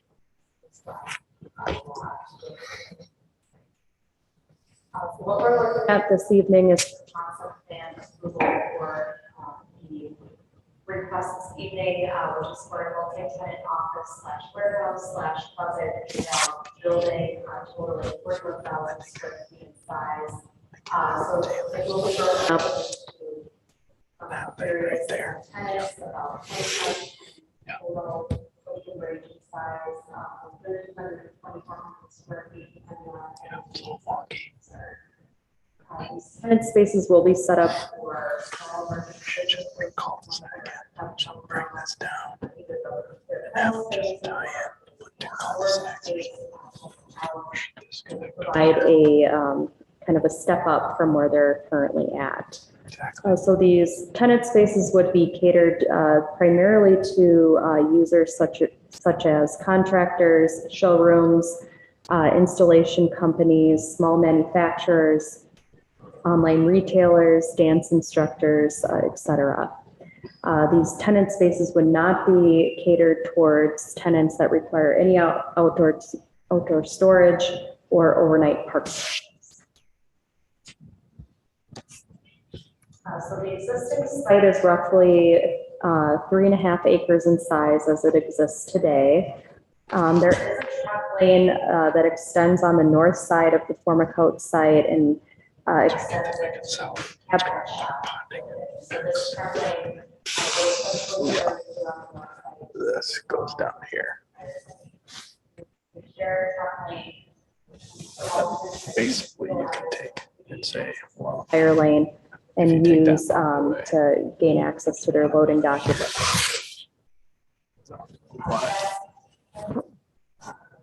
this all comes right through that ravine. So whether it's the regional populace. Concept plan that building 1-story tall height. They'll have an internal rear loading dock area or smaller or access points. The corner spaces of the building are one exception that wouldn't be able to have rear access. There are 4 total overhead doors spots for those tenant spaces that don't have direct access to the rear internal loading dock area on the building. So those will be some minor exceptions on the building frontage. The main access to the site will come from Fire Lane from 2 access points. They are showing one that would line up with the Cuzzy site to the east there, and that would be the main employee access point. And then the second access would happen on kind of the northeast portion, which would provide that truck lane access for this site and then for the other sites on the other site. In terms of the parking for this size of building, they're proposing 142 stalls. 87 of those would actually be constructed with the building. 55 of them are shown as parking. In terms of our parking code requirements, they are exceeding our requirements there for this type of use. So again, the building is 1 story tall. They're proposing a gabled roof or pitched roof on the building. The color palette that they're going with is more neutral, more of that Chaska cream that you tend to see in the other buildings as well as downtown. A couple of the elevation drawings showing the overall design of the building. And again, how the floor plan lays out. So again, it'll be multi-tenant. Each tenant will have their own pedestrian access on the front side of the building, as well as a overhead door access on the rear portion, with the exception of the 4 corner spaces, which will have their pedestrian access as well as their overhead access on the same point. So a couple things to work on for the preliminary, just working on the overall design, colors, and materials of the building. Addressing contrast and fitting into the downtown Chaska area context, as well as working on providing some decorative doors and overhead doors for the tenant spaces themselves. I know this is one that will be continuing to work with the applicant on exploring some options there. Another piece is a sign plan for the building. Since there will be a lot of tenants on this building, we like to understand how the signage will work moving forward. So having the developer draft up something for the for us to react to. And then their site plan did show a vehicle access point on the southwest portion of their site, which would connect into the former coat site. This is aside from the truck lane access. So just in terms of the need of that from a staff standpoint, there isn't a need for it. It would really be if one wanted that access to occur so that they have vehicle access to their lane. How they have expressed to us that they are interested in that. So the elimination of that access point would be something we would want to see. Where's that access point if the truck lane's in the back? It's on the southwest portion of the site, so it basically kind of line up with their parking lot. Oh, So you're saying we're saying eliminating this access that's proposed? So that means if you were a customer going to get something, you'd have to basically go in, make a right turn, go all the way to the back of the former coat building, and then come back around to the front of this building. Nope, they have another access point on Chaska Boulevard that is actually more direct to their. Where's that? Right here. right there's their main access now. Right. Well, so then but if you said you eliminated that one that's on that southwest side, you'd still have to go all the way to the back of the property and then around to the front though. It doesn't show in it. There's an access off Fire Lane. So, okay, so that or you can go in Fire Lane and come back the other direction, right? Yep. Yeah. But then if you had like someone who had a unit that, let's say, so if someone's in like the southwest corner, they either have to go past it and Fire Lane, come all the way back across the front, or go back behind, take that truck route and then come back to the front again. Yeah, I think what's trying to be eliminated there is, I mean, these aren't like retail businesses where you necessarily. when I have those connections. So I think it's trying to eliminate traffic in front of Formacote that. I was just gonna say, I think what they're trying to do is keep it Yeah, I think it's they're, they don't want to do much people. Yeah. Yeah. I'm just thinking because even if you had like a light industrial, light manufacturing or something like that, the type of businesses that would use that still have clients, or let's say you have like a showroom for like tile or something like that. People are still gonna, need to find it and get there easily. And it's, that's, Even though the site looks huge, it's not that big. It's no, I know, far, but to really travel. it's perception though. Okay. This doesn't have enough, like former coat's they're not adding on, right? No. I just want to clarify because everything said former coat addition and I thought, There's a small addition that's planned in that little grassy area. okay. But it's Or not western. Okay. My one other question is, with these units, are they all gonna have their own individual bathrooms? I know it's early, but okay. I didn't know if there was common use areas. All right. One thing I'll point out is that these units are actually the type of units that we get a lot of calls about. These are really high demand type units that just aren't being built everywhere. I can think of a number of different businesses that would really view these positively. Trying to picture like the mixed usage, right? Because like the dance company example. So I don't know if this is accurate or not, so we'll see. I'll just say, so I visit with my children places that I would feel like are more warehouse-like, but have kid-like things in them, like Ninja Warrior events or Pump It Up, for example.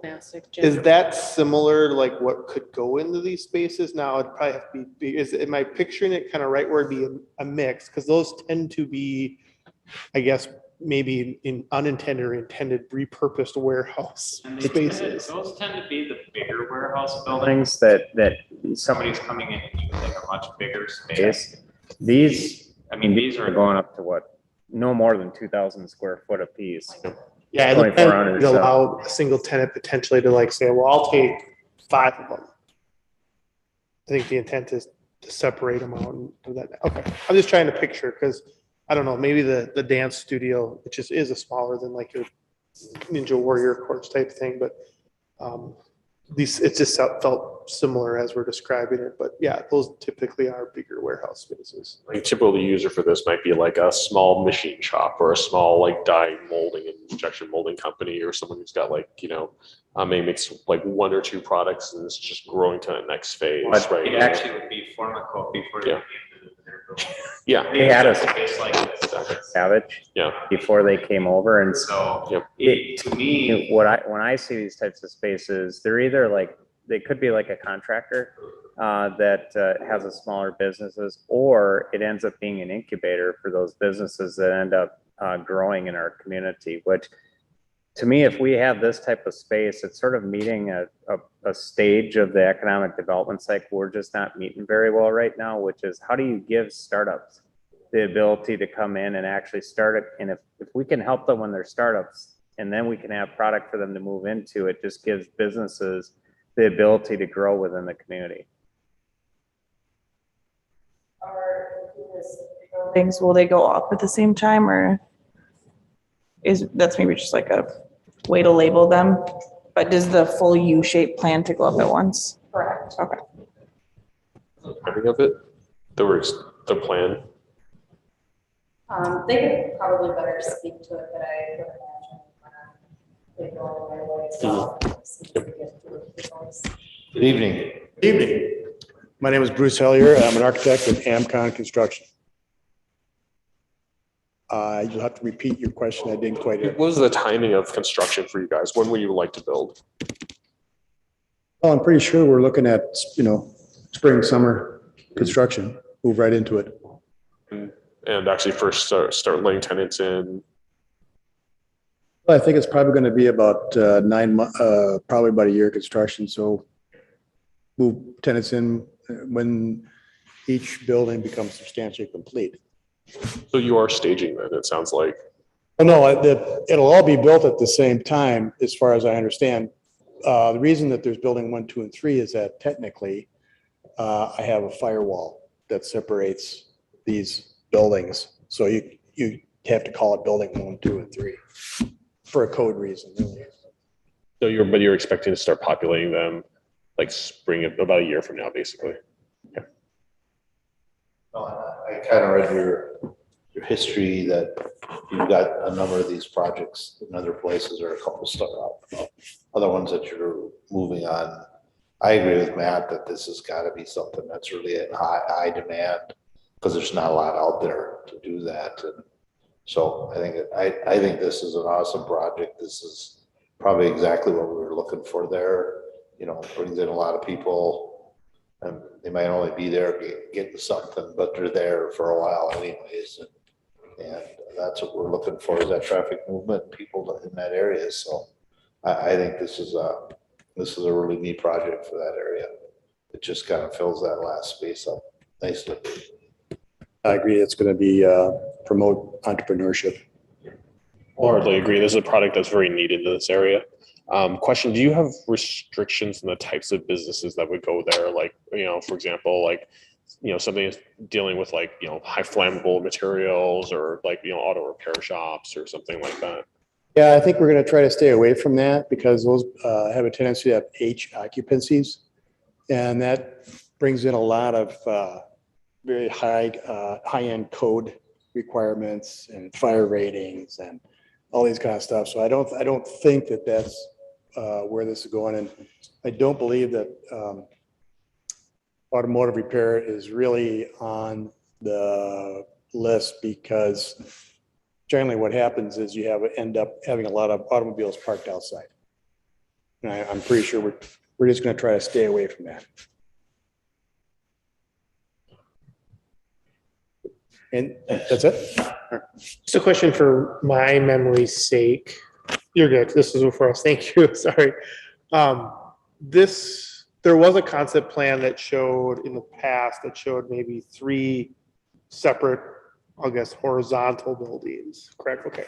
Just trying. I know concept plans come and go at times, but just trying to make sure I am remembering it. Yeah, it's actually interesting. It was a similar concept where it was this type of use. It was just in 3 separate buildings. I think this probably more efficiently uses the site. I love the U shape. That's super smart. Yeah. In and out, you got the access. I will comment the signage is probably the hardest thing to crack because you're gonna have a lot of tenants. Some of them are not going to be greatly visible from the road. If you're kind of that back or depending on which way. This isn't retail. Correct. This is probably going to. People who want to go in there, who want maybe need to have some visibility because it could be some customer oriented business, right? So. Question, is there a monument sign for the road? Is that something that's going to be proposed? Is there's a monument that calls it like whatever center. And so when people are telling the business, you know, telling their customers where, we're at this whatever center, and then it's identified by the actual door above the door or on the door. Yeah. Try to best this, Elizabeth. Yeah, I'm Ed Flaherty from Lariat Companies. In the lease, we will have a standard provision for signage. I've developed that. I haven't sent it to you yet. But it'll be, every business will have a standard 2x6 sign over their space. All of the lettering, all the colors will be uniform. We will allow the tenant to put their colored logo on that sign. There will be a pylon sign that will identify the tech center. There won't be individual lettering on that pylon sign for any individual tenant. Thank you. Totally manageable. We do this in other properties and we actually provide the sign and charge the client. So we control it. Okay.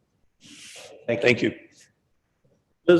On this picture, what is that spot, what I call on the top of my screen? I can't read it. What is it? What? Yeah. Oh, okay. I just was trying to figure out what that was. All right, anyone else have any other questions? Again, we're concepts, so we're gonna see it and dissect it again. I agree with staff's comments about the doors and trying to, because architecturally there's that look that those, commercial bay doors just tend to break it up, right? So, some different, a choice of a more aesthetic that would at least blend in with that architectural look would certainly be supported. I'd be very supportive of that. But yeah, this is, it's well needed kind of product around this area.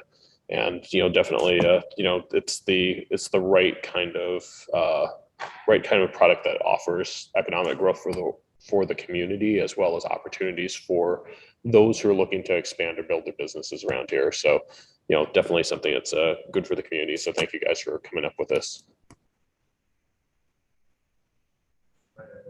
Otherwise, I'd entertain a motion for 2022-17 approving concept plan for Chaska Tech Center. So moved. Motion by Councilmember Wong. Second. Was that Hatfield? Yep. Second by Councilmember Hatfield. Again, this is resolution 2022-17 approving concept plan for Chaska Tech Center. Discussion. Hey. Councilmember Hatfield. Yes. Councilmember Hubbard. Yes. Councilmember Wong. Aye. Councilmember Grau. Yes. Mayor Winchell. Yes. All right, thanks, gentlemen. All right, we move on to 8F, purchase property 216 4th Street. All right, Councilor, the item in front of you tonight is in relation to our proposed library project. As you know, as part of the strategic planning process our last strategic planning process, one of the things we talked about was reinvesting back into core city assets and primarily focusing on city facilities that are not currently meeting our service or community needs. And one of those identified projects in there was the library. The current space is about 8,000 square feet, and the current space needs analysis that we completed indicated it should be closer to 35,000 square foot. I was also part of the downtown master planning task force process that the library should be in downtown, and it even went further than that when we went into City Square West task force identifying a preferred site for this, which is on the Pine Street block directly to the west of the City Hall block. One of the things, as you're aware, we have already purchased a property on this proposed site. It was the house that was at the northwest corner of Pine Street and 4th Street. We did acquire that a little over a year ago and did take down that property. This current property at 216 4th Street West is basically the property that's directly behind that. And, it's very close to the current Pleasanton-Cogar plan that we have in place for a concept. So we think it's advisable, especially since it came up for sale recently, to take advantage of that opportunity, because it's much less expensive for us to actually go through and acquire a property when it's up for sale than to go through our typical processes. We think it adds flexibility for us to be able to work with that site, especially as we're going through, and something you're going to see at the meeting on the March 21st, as we go through the process with Leo A. Daly, how we actually fit this on the site. Provide some more flexibility to us, but it also potentially opens up some opportunities to even look at, is there a way to keep the license center on that site and continue to move forward with the library? So given just we haven't gone through all those processes yet, but given the proximity of this property to that and the fact that it's up for sale now and was very popular when it went on the market, it was one, I think, of only 3 properties in Carver County under $225,000 at the time. We do recommend that we move forward with purchasing this property with the closing to occur within 30 days when we buy it in an as-is condition. We have taken a look at the property. Nate and I went through there.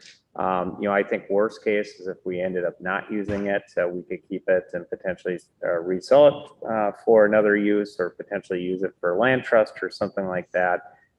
So I don't think, there could be other uses if we end up not using it for this, but I think the fact that this is up for sale at this point, I think would be a good idea for us to consider purchasing this. So We are requesting or making a recommendation to enter into the purchase agreement for the purchase of property 216 4th Street West. And that would include authorizing the mayor and myself to enter into that purchase agreement with the seller of this property. The way I want to point out that appreciate the realtor and the home seller in this process that, obviously we have a different process than homeowner does coming to us, that, there's a time period we have to go back to the council and go through this discussion. And so they've been very patient with us to allow us to have this meeting to discuss this before formally entering into a purchase agreement. Just as a quick question, so just to make sure I'm clear, could someone put up a map and just make sure we point out the one that was already purchased? So I want to make sure I'm clear and understanding which one was. Yes. It's the one just north of it, west of it. It's the one that's on the corner right behind City Hall here. Oh, we didn't see the other direction. Oh, the previously purchased home? So City Hall's here. Yeah. Pine's going up. The house we purchased is right here. The next one is down on 4th Street. I'm gonna share, 4th Street, okay. I can share the map here.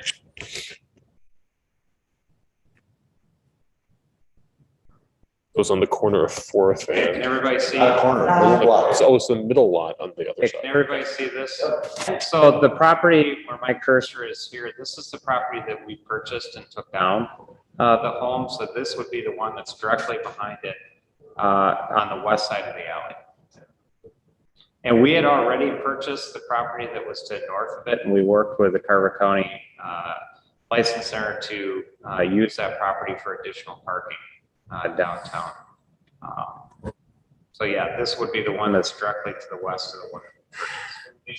An entire, like, so if you look at the block separated by the alleyway, then pretty much everything on the east side we pretty much own, and then it's just like that corner of what's on the west side. Yeah, we don't, obviously, we don't own the license center property. And like I said, we had talked in the concept plan, there was discussion of even a drive-through aisle that was over here to look at even like a coffee shop that could have a drive-through. Yeah. And so there was it was pretty tight in here. But this also, starting to look over here, starts to look at it. Is there ways to look at the property a little bit differently so that maybe we don't have to relocate that license center as part of this process? And to me, I just have always struggled with taking that building down and having to build a new one. Can't do anything till that's done. The new building has to be built because they have to be operational the whole time. I mean, just the cost that would be involved with this, we're starting logistics of it too. Logistics. There's a big logistical challenge with that. There was like a pain when they moved the license center to the courthouse or the county building during the time they were renovating the license center. That was a big deal.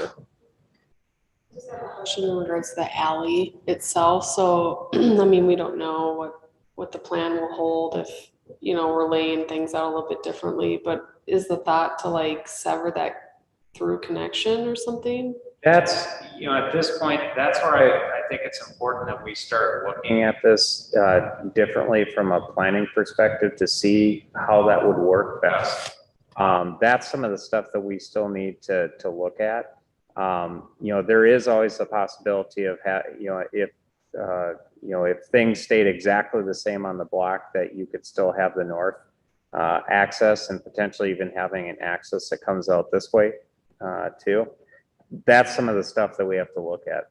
That's my only concern with those neighbors with like trash haul, the garbage trucks that run back there. And that's just, if it's tight and they have to back up and it's a long backup. And there's other alleys that do that now downtown though. I was gonna say, there are other dead ends. I lived on one and they still came down there. But it's a good thought. Yeah. I had a question. I guess I'm a little concerned about leaving that one little house there on that, and it's a nice house. I almost bought it in 2013. That one house there. So you kind of mentioned this. If there's nothing to do with the house, we're not going to just tear it down. Because I'm also a little concerned about taking a affordable home off the market when we are in need of affordable homes, like just as a nation. But so I'm a little concerned about doing that. I get why it makes sense here. I would just hope that if we don't end up using it, we can leave it and, like you said, sell it back or land trust it or something. So I just wanted to clarify that we will only take it down if we have a good plan. The intent would not to be to take this one down, probably much to Brian's chagrin. But you know, the other house, you know, we took down because we absolutely knew we were going to be using that. Right. And that was a pretty bad condition. Right. But no, the intent would be to keep this, you know, to keep this property up, you know, figuring out exactly, you know, how we move forward with stuff here. And what would we do with it in the meantime? Would it be an opportunity for somebody that needed affordable? You know, I don't know how that works. We happen to have somebody that's formerly from the CDA that's now on our staff. I mean, Some of the thought we've had is, you know, to potentially reach out to the CDA and see, is there some kind of a short-term lease type of operation that we could do? If not, we would secure the house.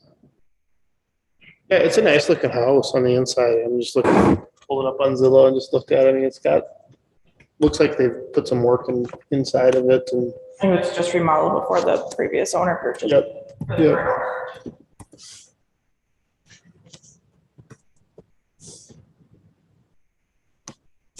Other comments or questions? Otherwise, I would entertain a motion to purchase the property at 216 4th Street.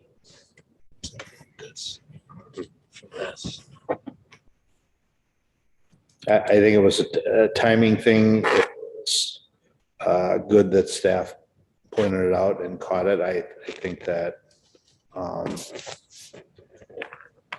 this can change how we look at things, and I still think ultimately this is a good first step in looking at different directions. And one of the things I'll say is typically we want to come back and look at a, you know, a concept about how exactly you look at this area. This is exactly right. This is a timing issue. This was wow. We looked out the window and saw a moving truck was there. We're like, what's going on over there? And all of a sudden a for sale sign goes up and it's like, oh boy, we should really, you know, because of the potential impacts over there, we should really be looking at purchasing this while it's on the market, because it obviously is a very different situation when homes aren't on the market and we're going out to purchase them. I would echo that same thing, that the realtor and the owner were willing to work with us, because in most cases, something like that at that price range, what did you say there was right away when we checked? There was like already 3 showings and many more scheduled. There was a dozen showings in the first day. I mean, it's definitely a hot item on the market, and like I said, this was so timing generated that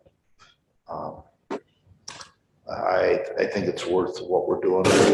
We got a zillion options. Decided we got to go the other way. We can sell it. EDA land trust. A lot of good things can still happen. We have control of our destiny a little bit. Remind me. Doesn't always happen. Just say, remind me or educate me. We don't budget for purchasing of houses in the city plan. So how does it actually get paid for by the city? I mean, we have a little bit more flexibility because of our electric fund to be able, when opportunities like this come up. Eventually what ends up happening though is we end up doing what's called an interfund loan. So eventually what happens is this becomes part of a project which we finance, and when we finance that project, then we pay back that interfund loan with the proceeds from the project that we actually finance.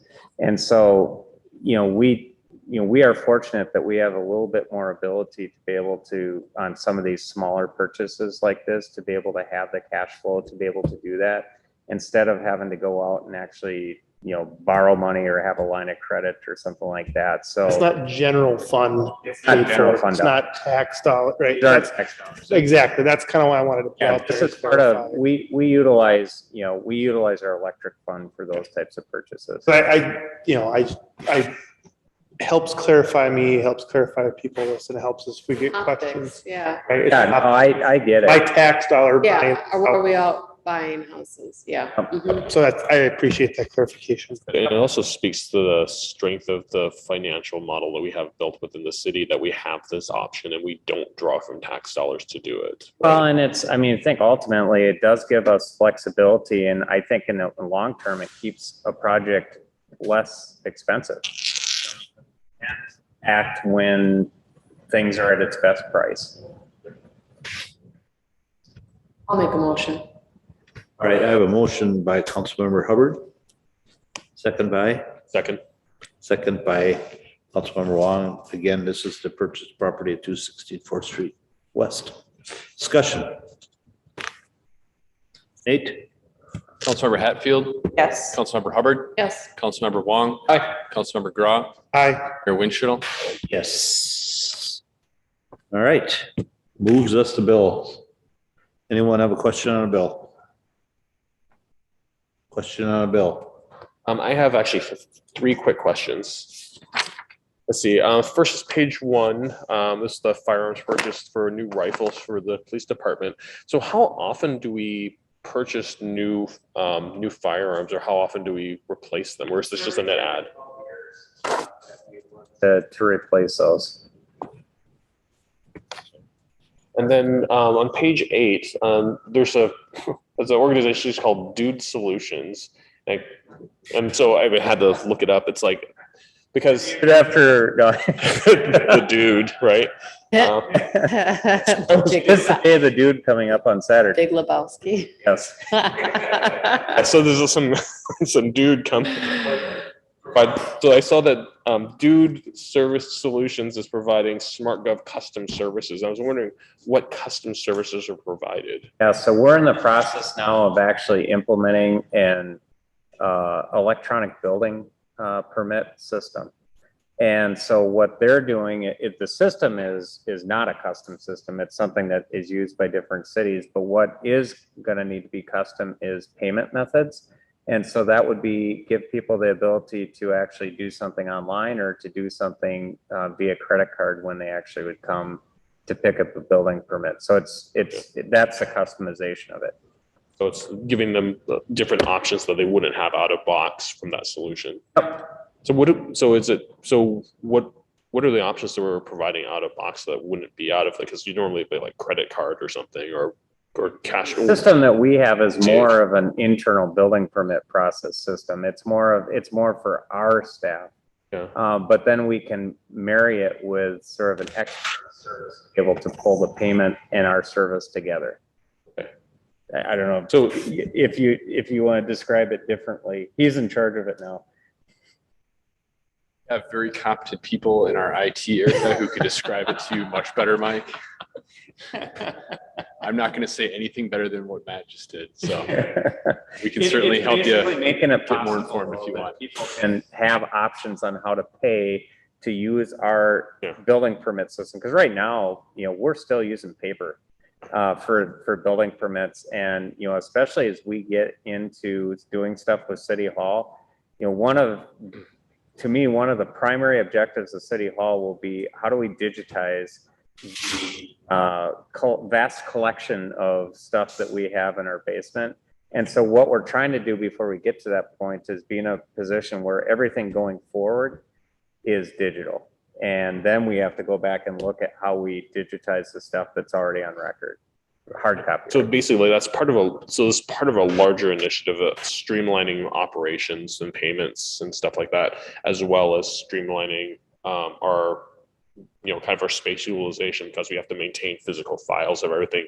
That was 7 years or something like that. Well, actually building permits forever. Oh, so I mean, because people will come back. I mean, we never want to get rid of those, because people will come back years later and want to add on to their property, and so they're going to want to see what was done. They want surveys. I mean, there's all kinds of things held in the building permit file that people do not want us to get rid of. So now this is more just curiosity, since we're talking about it. Is there like a time limit on it, and what's like the oldest thing that we would have? I mean, There's a lot of files downstairs. Yeah.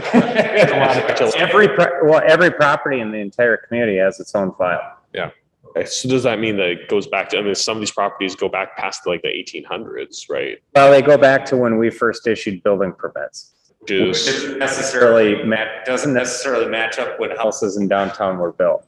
My guess is probably back to the 60s, 60s. Those etched in stone. Yeah. They took hammers and tablets. And those should be lying around someplace, I'm sure. Okay. No, but it's back to when we actually first started issuing building permits, which I'm guessing is in the 60s or 70s. Yeah. That's when the city started getting a lot more progressive about that.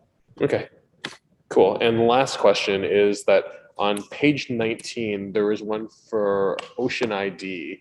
It was an inflatable rescue craft. And I was kind of wondering. This is our fire department's Yeah. rescue craft to get people like drowning or something in a body of water. Our current one, it dry rotted and had a hole and couldn't hold air anymore. So this is basically replacing that.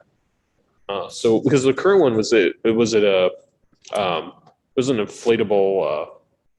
like small boat kind of thing, wasn't it? Or is it? So this is like basically it's like a bigger raft.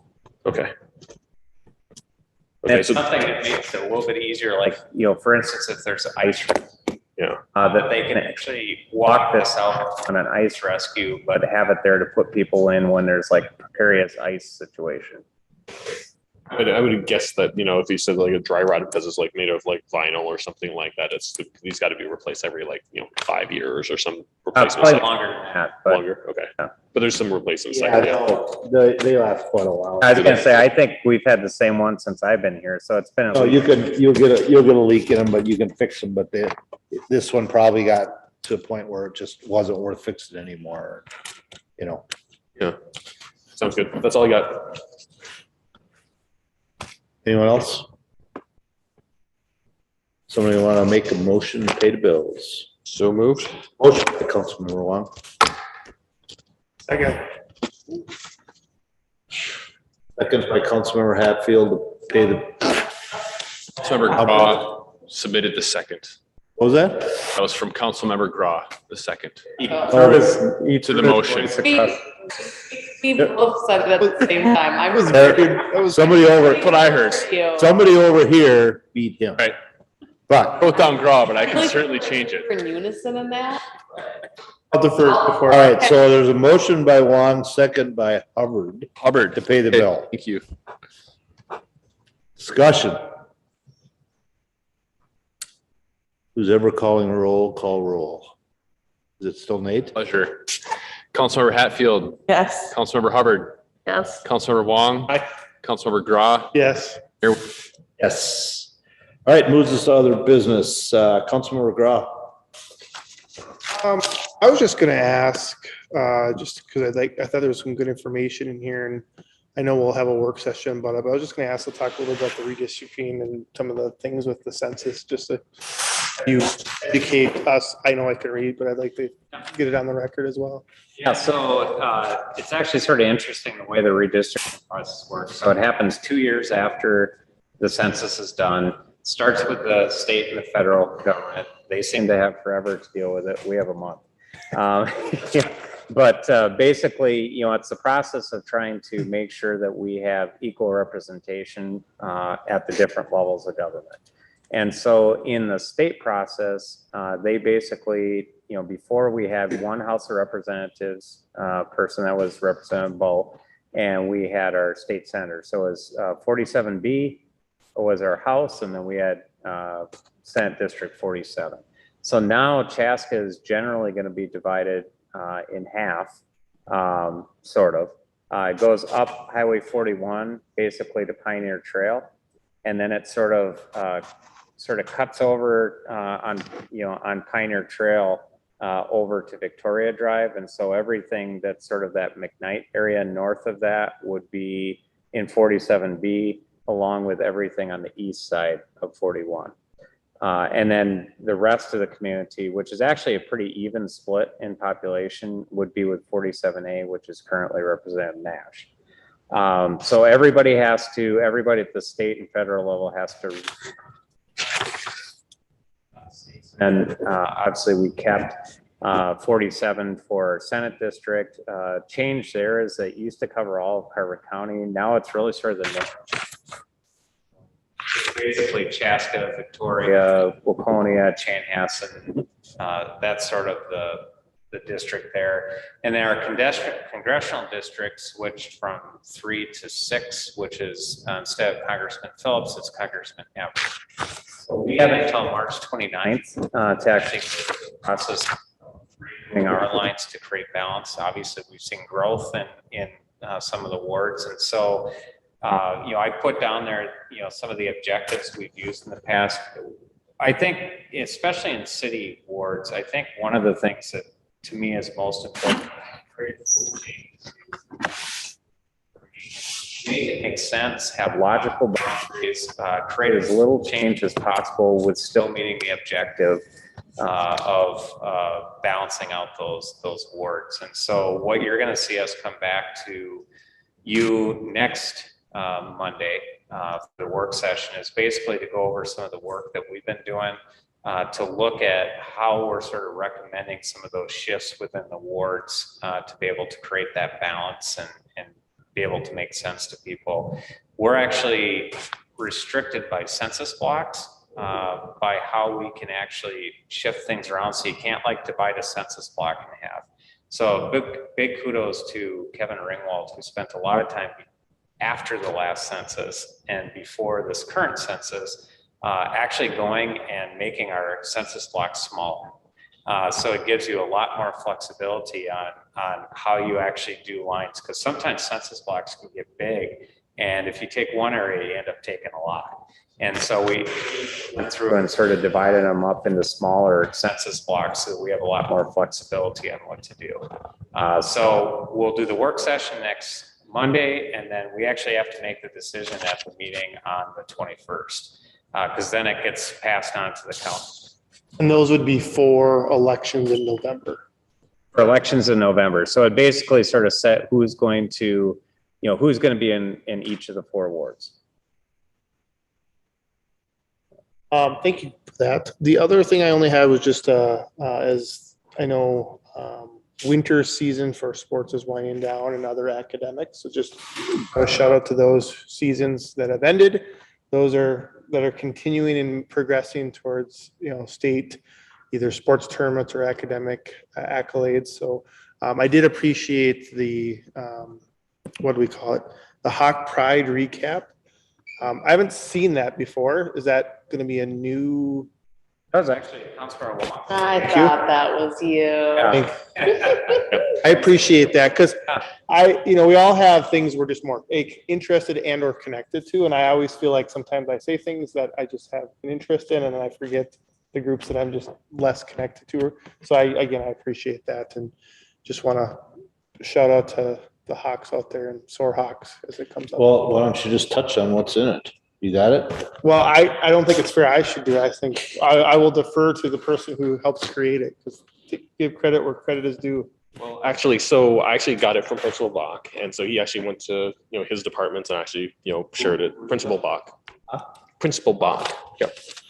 And so and then this actually he provided at the beginning of January, so it was right after the last council meeting. So there's a couple things since then, because there's actually a couple national merit finalists and awards given that aren't covered by this.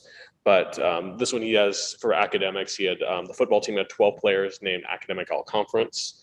For arts, the Chaska High School students competed in the Minnesota Scholastic Art Awards. They took home 8 gold keys, 10 silver, and 9 honorable mentions. And the gold keys qualify for entry into the National Scholastic Art Awards. In athletics, there's a dance team, a varsity, JV, and B squad swept first place in jazz, and varsity and JV took home first place in kick in the Metro West Conference Championships. Placed 3rd at sections as it's heading into the state tournament in kick. Mallory Heyer is nominated for the McDonald's All-American Games and also becomes the all-time leading scorer and rebounder in Chaska High School girls basketball history, which is really impressive. Jack Boyle was named to Minnesota Vikings All-State Football Team, and 2 football players signed the National Letter of Intent. And under activities, Quiz Bowl Team A qualifies for nationals. the knowledgeable purple team advances to regions and DECA qualifies 30th for state.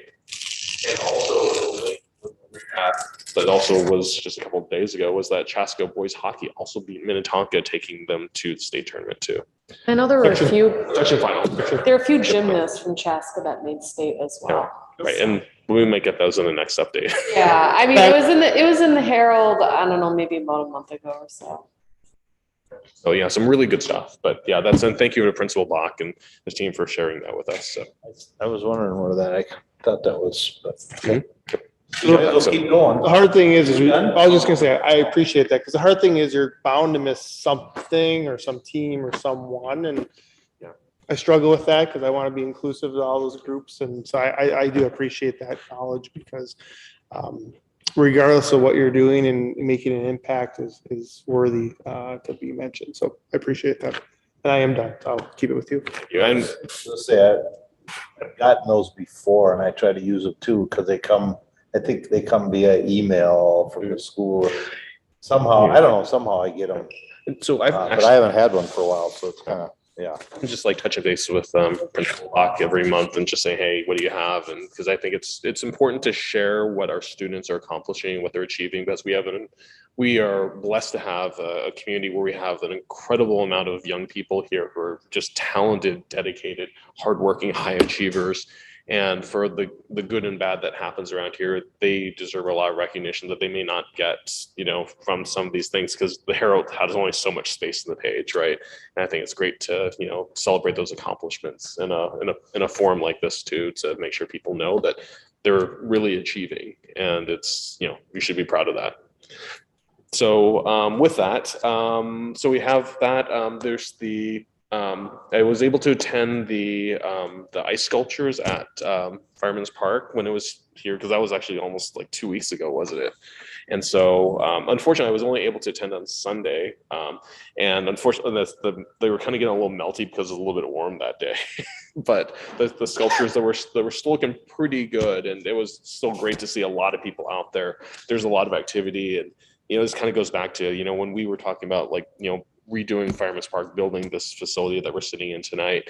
A lot of people had a lot of doubts of what would become of this in the winter time and how would it be used. And to see, a lot of people out there on a Sunday afternoon, and music and dancing, food and celebration in the middle of February when it's, 30 degrees or a little bit colder out, it's fantastic. And that's really achieved what we set out to do and create a gathering place for our community.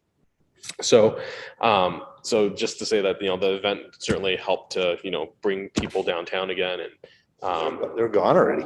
No, they're not. They're still, I mean, they may not look. When I came down. I feel like I can see one at this. It's still there. Yeah, I saw a couple when I was driving up. I could have swore when I came down tonight, they were gone. Oh, no, I glanced over. I'm sure that's a nice sculpture. But yeah, but it's great to see that, and thank you to Downtown Business Alliance for putting that together and driving that. So I want to share some stuff about Southwest Transit, because there is a lot of stuff going on with Southwest Transit. And Councilmember Hatfield, feel free to chime in anything I may have missed or anything that you want to add to. First of all, we all know that our CEO, Len Simich, is officially retired as of Friday. Last Friday was his last day. Today is his first day in retirement in the Bahamas, I think. So he's enjoying himself and enjoying a little bit of well-deserved R&R after his official, at least his official last day. He's still with us on the books until June or so. Then he'll be with us and serve as an advisory role and to help with the transition to the new CEO, as well as to help us with some of the legislative priorities that we have outlined.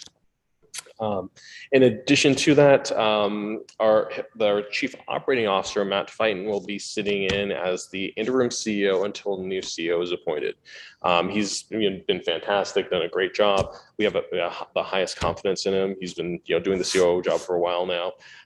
He has not, however, put his hat into the ring to be amongst the candidate pool for the CEO position, but he said that he was happy to serve into the CEO role for the interim. So he's not done. He's not going to. Yep, he declined for personal reasons. So. Yeah. But that said, we take us into CEO search. The CEO search is currently underway. So we have a firm that we hired called KL2 Consulting, and they have brought forth, I think they have received something like 14, 15 applicants so far. None of the applicants have actually been from Minnesota. But we have interviewed a short list of applicants of 5 applicants so far. And the interviews have been with the budget and personnel committee. And the 5 applicants that we've interviewed so far are all solid candidates. They're from different parts of the country, obviously not from Minnesota, but they all have solid credentials, and we believe that they could all do the job. But we're trying to make sure we find the right one who's going to really take Southwest Transit to that next level and continue a lot of the good work that's been done here over the past like 30 years. So the goal is that we're providing feedback to KL2 Consulting on what we liked and didn't like about the candidate pool, and then hopefully, and the plan is to go back and interview a shorter group of the 5, and to kind of go a little more in depth, because we did the standardized questions with them in this first round, and then from that, narrow it down to some that we'd bring on site. That said, the application process is still open. So if there is another applicant that puts their name in there that is good and moves forward, we could still bring them in, and we still would like to entertain, if we can, an applicants from Minnesota or some other applicants that may be available out there. So if anyone knows anyone who would be qualified and willing to serve. Curiosity question: yes. What is the fear group, or what is the applicant profile? Like, what are sometimes people apply for promotions and step ups, like where are they coming? I'm just kind of curious. I've never would ever staff for a CEO of a transit, so I'm just kind of curious what that candidate profile looks like. Similarities, what industries are they coming from? Is it transportation only? I'm just kind of curious what you're seeing. I think so all of them come from the transportation industry so far, at least all the candidates we've looked at for the short list. All of them except for one are in some leadership capacity at some senior level, probably like a director level or at a large organization. So most of them come from either large organizations or a level at a smaller organization. So that's without telling too much about who the specific applicants are, but they all have leadership experience in transportation. One of them is actually a legal counsel for a large transit organization, is looking to change into the leadership side. So it brings an interesting dynamic. So yes, but they're all kind of in that they all have experience in the transportation industry and are looking to move up that next step. Thank you. I was just curious kind of what that candidate profile looks like. Mm-hmm. Yep. So the next step is that we'll narrow down those candidates and then bring in the last couple candidates or to interview and do kind of a full interview with the full commission, as well as staff and some of the employees as well, because we want to try to get a 360-degree view, because there's so much that we want to make sure that we're going to do right, because this is our one shot to identify who the next CEO is. Any questions on this one before I move on to the next? Okay. Then on February 18th, we had a bus fire. So I don't know if you probably saw it on the news. The bus was actually in one of the garages. Now the garage itself stored, was it like 8 buses in that particular garage? And the good news is that the sprinklers worked. The sprinklers turned on. They're heat activated sprinklers. So it's one of those things where they have that little like glass ball that bursts when the heat is hot enough. And they activated I think 7 of them when they were supposed to. And what it did was effectively kept the fires doused until the fire department could get there and extinguish the fire. Did exactly what it was supposed to do. There's still about $200,000 in damage to the facility and other buses, just because of the heat and smoke and stuff. So it's that's unfortunate, but that stuff we'll be able to get from insurance. But we're currently working through doing our best cleanup as we can right now. In addition to that, the bus that was caught on fire was totaled, so that bus is out of service. But the bus fire was started by an electrical fault that was believed to be an issue with those MCI coach buses, that particular model of coach buses. And of those buses, there were 16 buses of that same model that we have in our fleet. So we took all those models out and disconnected them until further notice, until we can have MCI inspect them. That said, because of the recall, we actually did go back and, because of the recall when it was issued, we actually followed MCI's directions and instructions and actually didn't inspect all of these buses. They all, were addressed as MCI directed, but yet the fire still occurred. So there is some, and we also learned that there have also been other bus fires with the same model at other facilities or other agencies, other users around the country. So there might be an endemic issue with this particular model. So we'll see. This is something left to be, seen from the investigation, but from our perspective, it's an insurance issue for us. So we're pretty much, just like your car catches on fire, we just claim insurance, and insurance company is going to go after that. So, if you ever wonder about the safety of those buses, we got to see a video from above of how it all happened. And what surprised me is it literally exploded inside the bus, and you could barely tell. Because I think those things are built so well. There was a bus sitting right here, all around it. A literal thing exploded in the bus. You could see the flash, and that it was so minimal around it is just, which is huge in part to the sprinklers.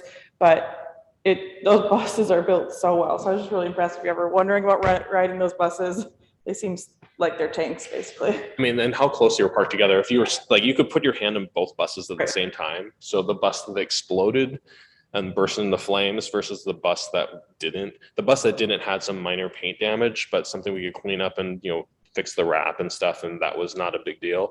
But I mean, compared to, and that was just this far away. So that was good. The other other thing to mention about the bus fire was that we had a number of staff who basically woke up in the middle of the night and had to get down there because obviously the buses were on fire.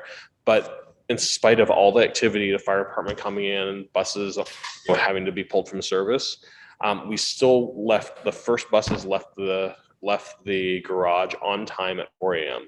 for the first pickups. So we did not skip a beat, didn't miss a single ride. And also the other thing too is that and this is one of the positive side effects of the pandemic, because we weren't at full service, even pulling the 16 buses, there's zero impact to service for us right now.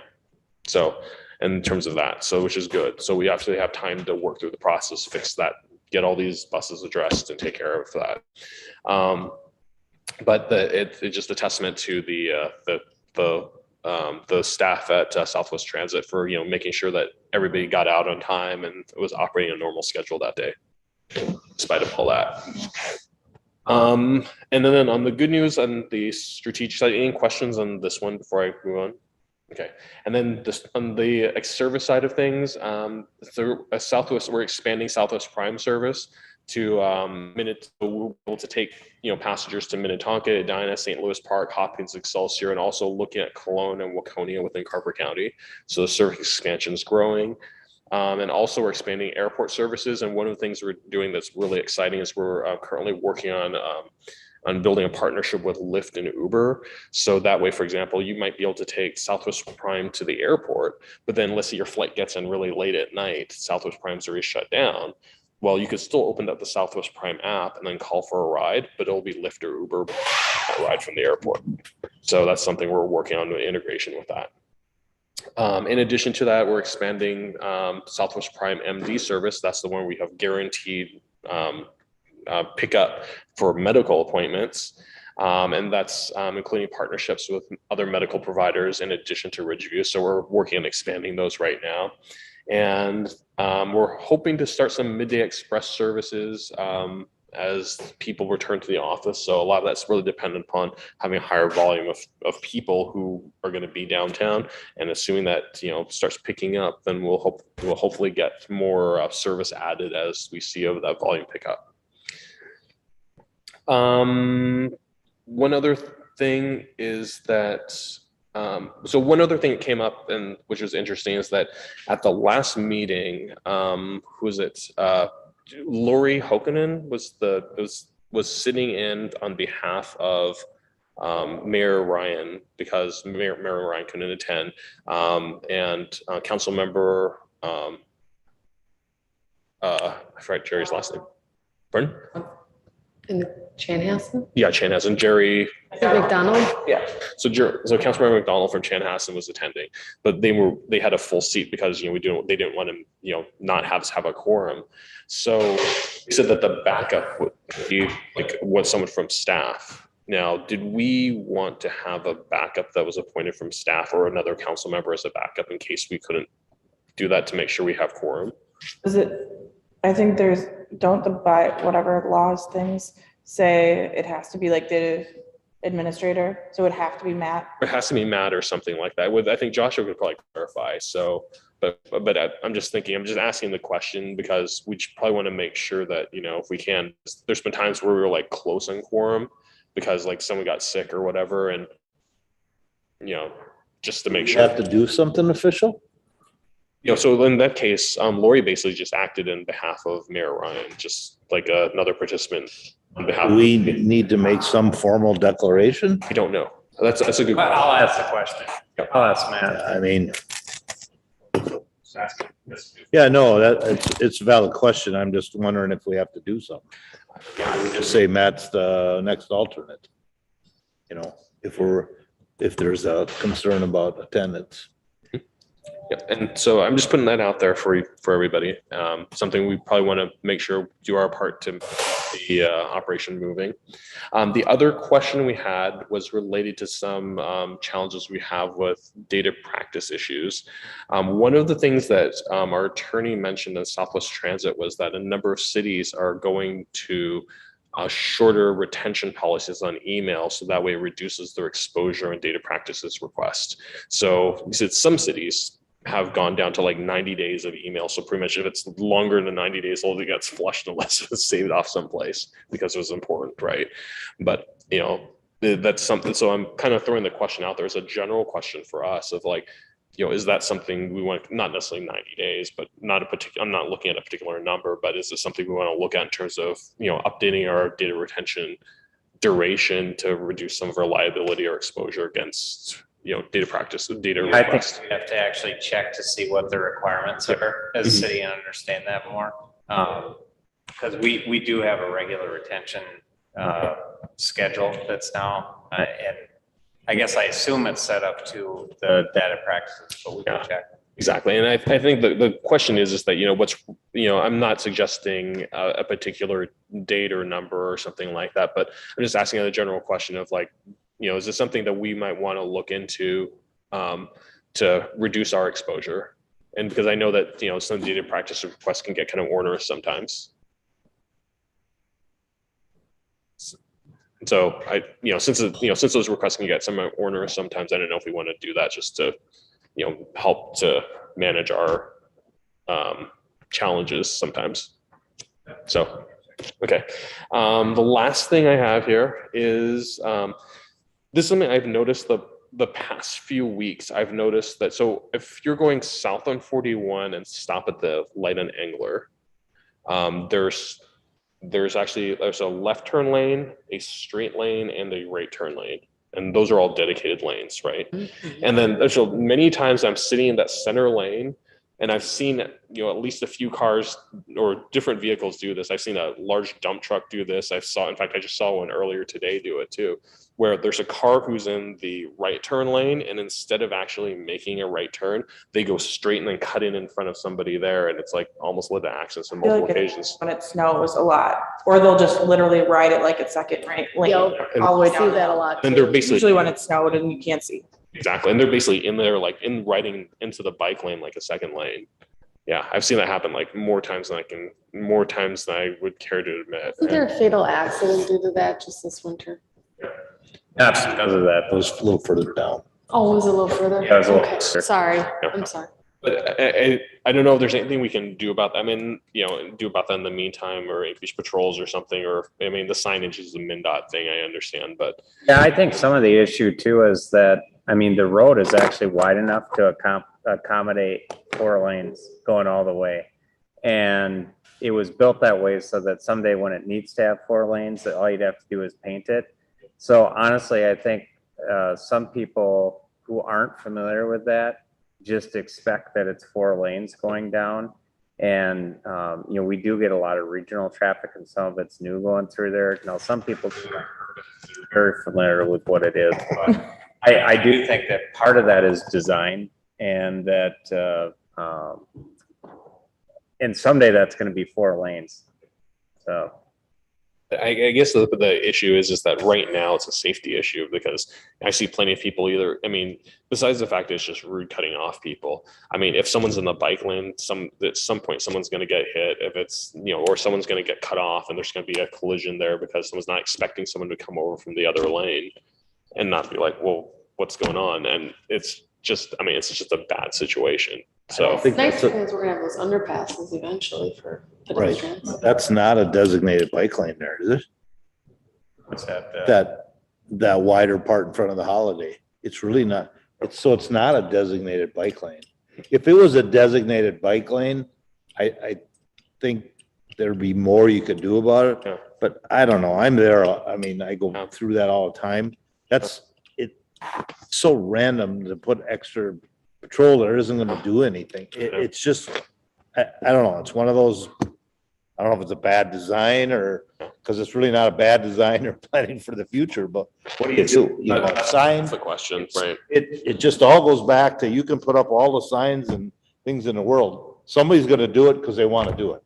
And pure and simple, I don't know what we can do to stop it. Exactly. But I just don't want to wait for someone to get killed before that happens. That's all, you know, that's, like I said, I mean, I agree with you on everything you just said. I just, you know, I'm just asking like, hey, what can we do?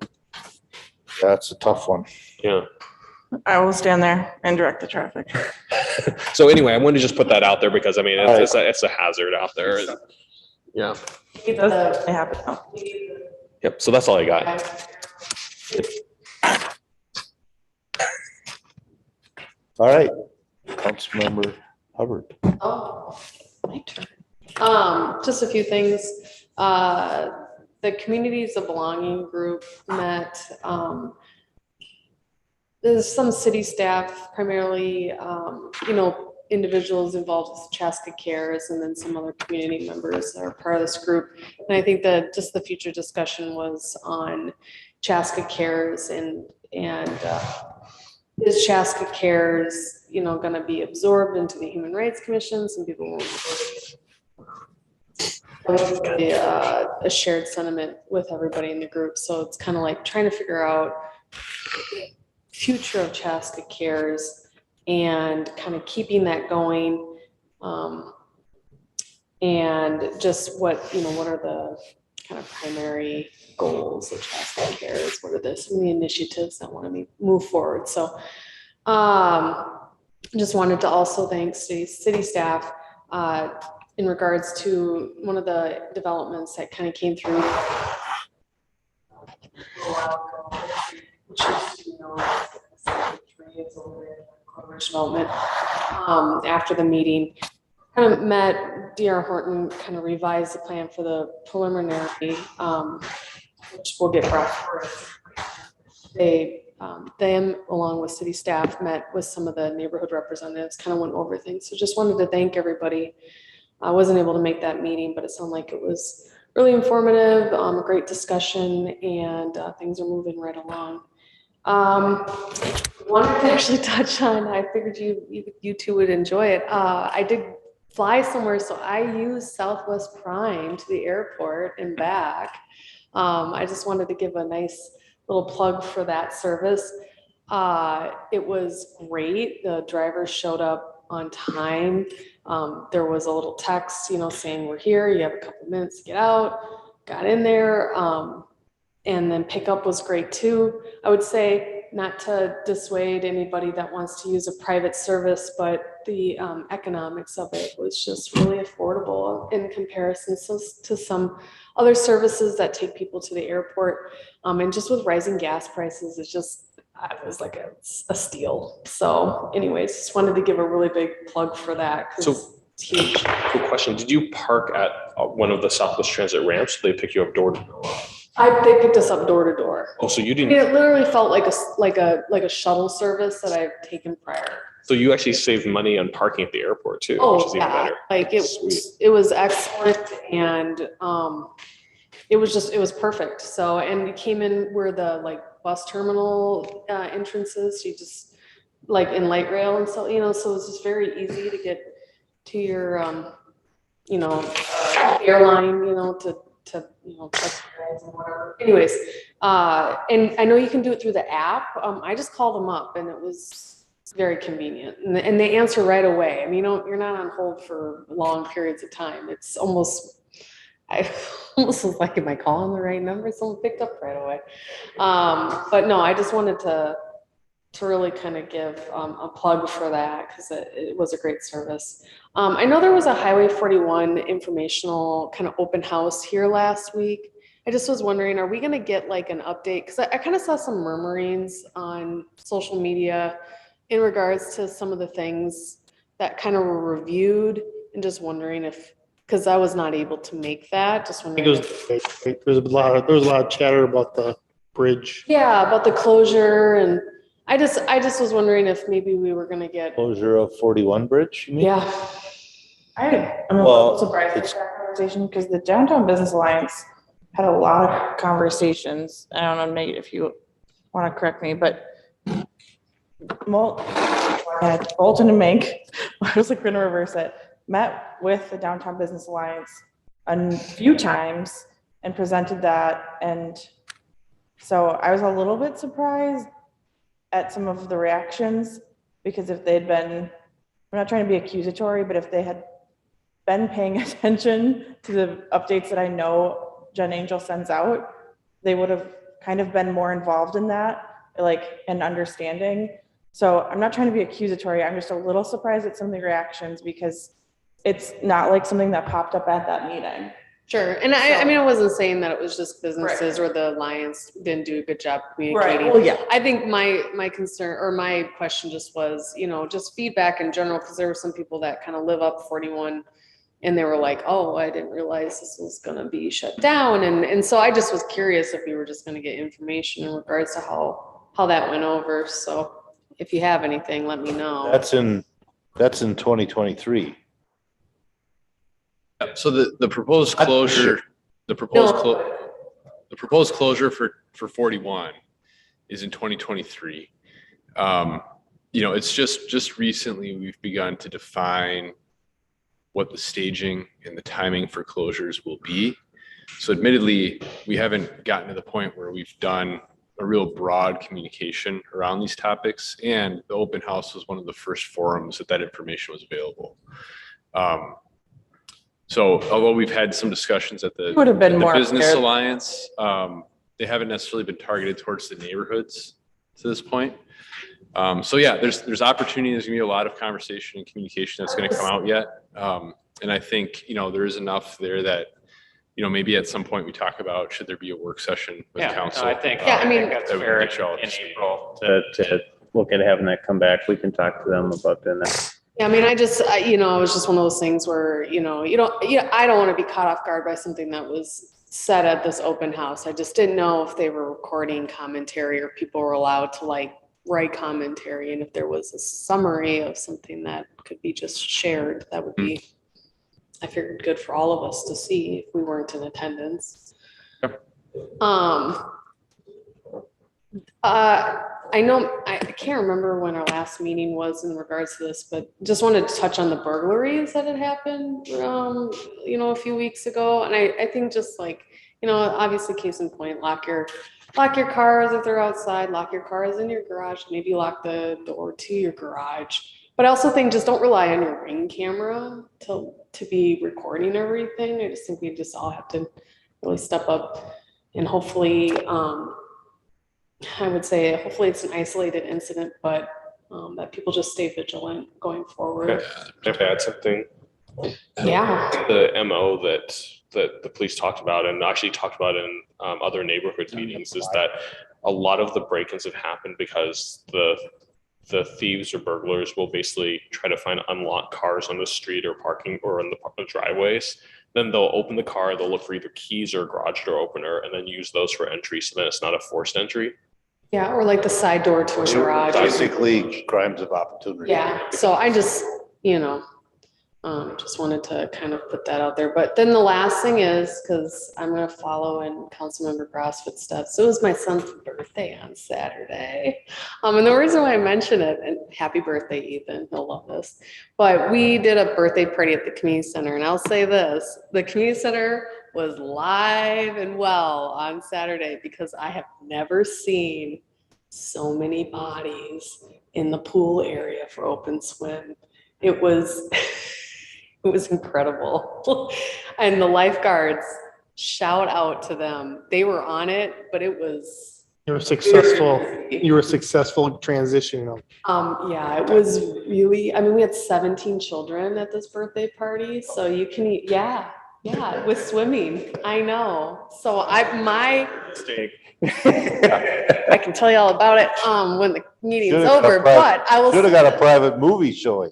Well, maybe next year, but I will say this. I mean, the lifeguards just being there, that just took a lot of the stress during that particular period of time off my shoulders, although I was like constantly looking for yellow wristbands. Anyways, I just wanted to wish my son a happy birthday and say that it went over great. It was wonderful to have it there. And that's it for me. Thanks. You're up. I also attended the ice gardens and I went on Sunday, so it was a beautiful day out. I was surprised the fun day part of it didn't start till 1, but I drove by at noon and it was already packed out in the park and it was awesome. So my pup and I got to walk around. It was just super beautiful out. So that was a nice event. Kind of along the same thing that Councilmember Hubbard just said. I just wanted to note I've been back to swimming in the mornings at the community center, and I'm always so impressed with that staff and how awake and friendly they are at 6 a.m. So kudos to that staff for just being super friendly. And even one instance, they noticed that my mom had just had a knee replacement, and so she was just kind of, as you do, staggering, what is that called? Limping, whatever. And noticed that she may need the elevator key to come back up. And I just thought that was really thoughtful. She didn't ask, she didn't even know that was an option, but that staff member was like, hey, do you want the elevator key for when you're coming back up? So that was really nice. So kudos to that staff. The other thing is just, I want to bring up speeding. It's come up a couple times, and even I just saw an email in my email right before the meeting about speeding. Specifically, it's been coming up a lot about Stoughton, and I don't know if there's something helpful residents can be doing. I've started writing down when I hear cars speeding past and paying attention, because the trick with Stoughton is sometimes it's legitimate police vehicles because of the courthouse, but I've started paying attention, and I've noticed times a day. So I don't know if there's things residents can be doing when they're noticing speeding to be helpful, to try and get that. Like for me, it happens a lot between the lunchtime, which I think some of it is the school, maybe the courthouse, they're going on lunch. Happens a lot from 11 a.m. to 1 p.m. And then again at night, we hit 11 p.m. and I don't know what it is, just like a racetrack after you come around that curve. So I don't know if there's anything. I'll talk to Ryan and then we can. Yeah. I know the one resident, yeah, one of the residents had already talked to the police department and they said they were increasing patrol, and I've seen them on Stoughton. But then to kind of piggyback, so if there's anything creative that the chief has that residents can be doing just as watching to help maybe note times of day or something where it's worse, that would just be helpful. And then to piggyback that, email that came in right before this, and I noticed it as well, there's signs going up on Stoughton for construction. Do we know what, and it's the email, actually, I was surprised I didn't even notice this, is the resident mentioned it an alley, but I think it's technically York Street, that it looks like it's gonna be detoured on Stoughton onto York. I just thought it was weird. They just popped up. It's not any cities, there's no city trucks or anything. These are just, but it's the whole stretch from my house is the first sign all the way down to Gedney, basically. Isn't that?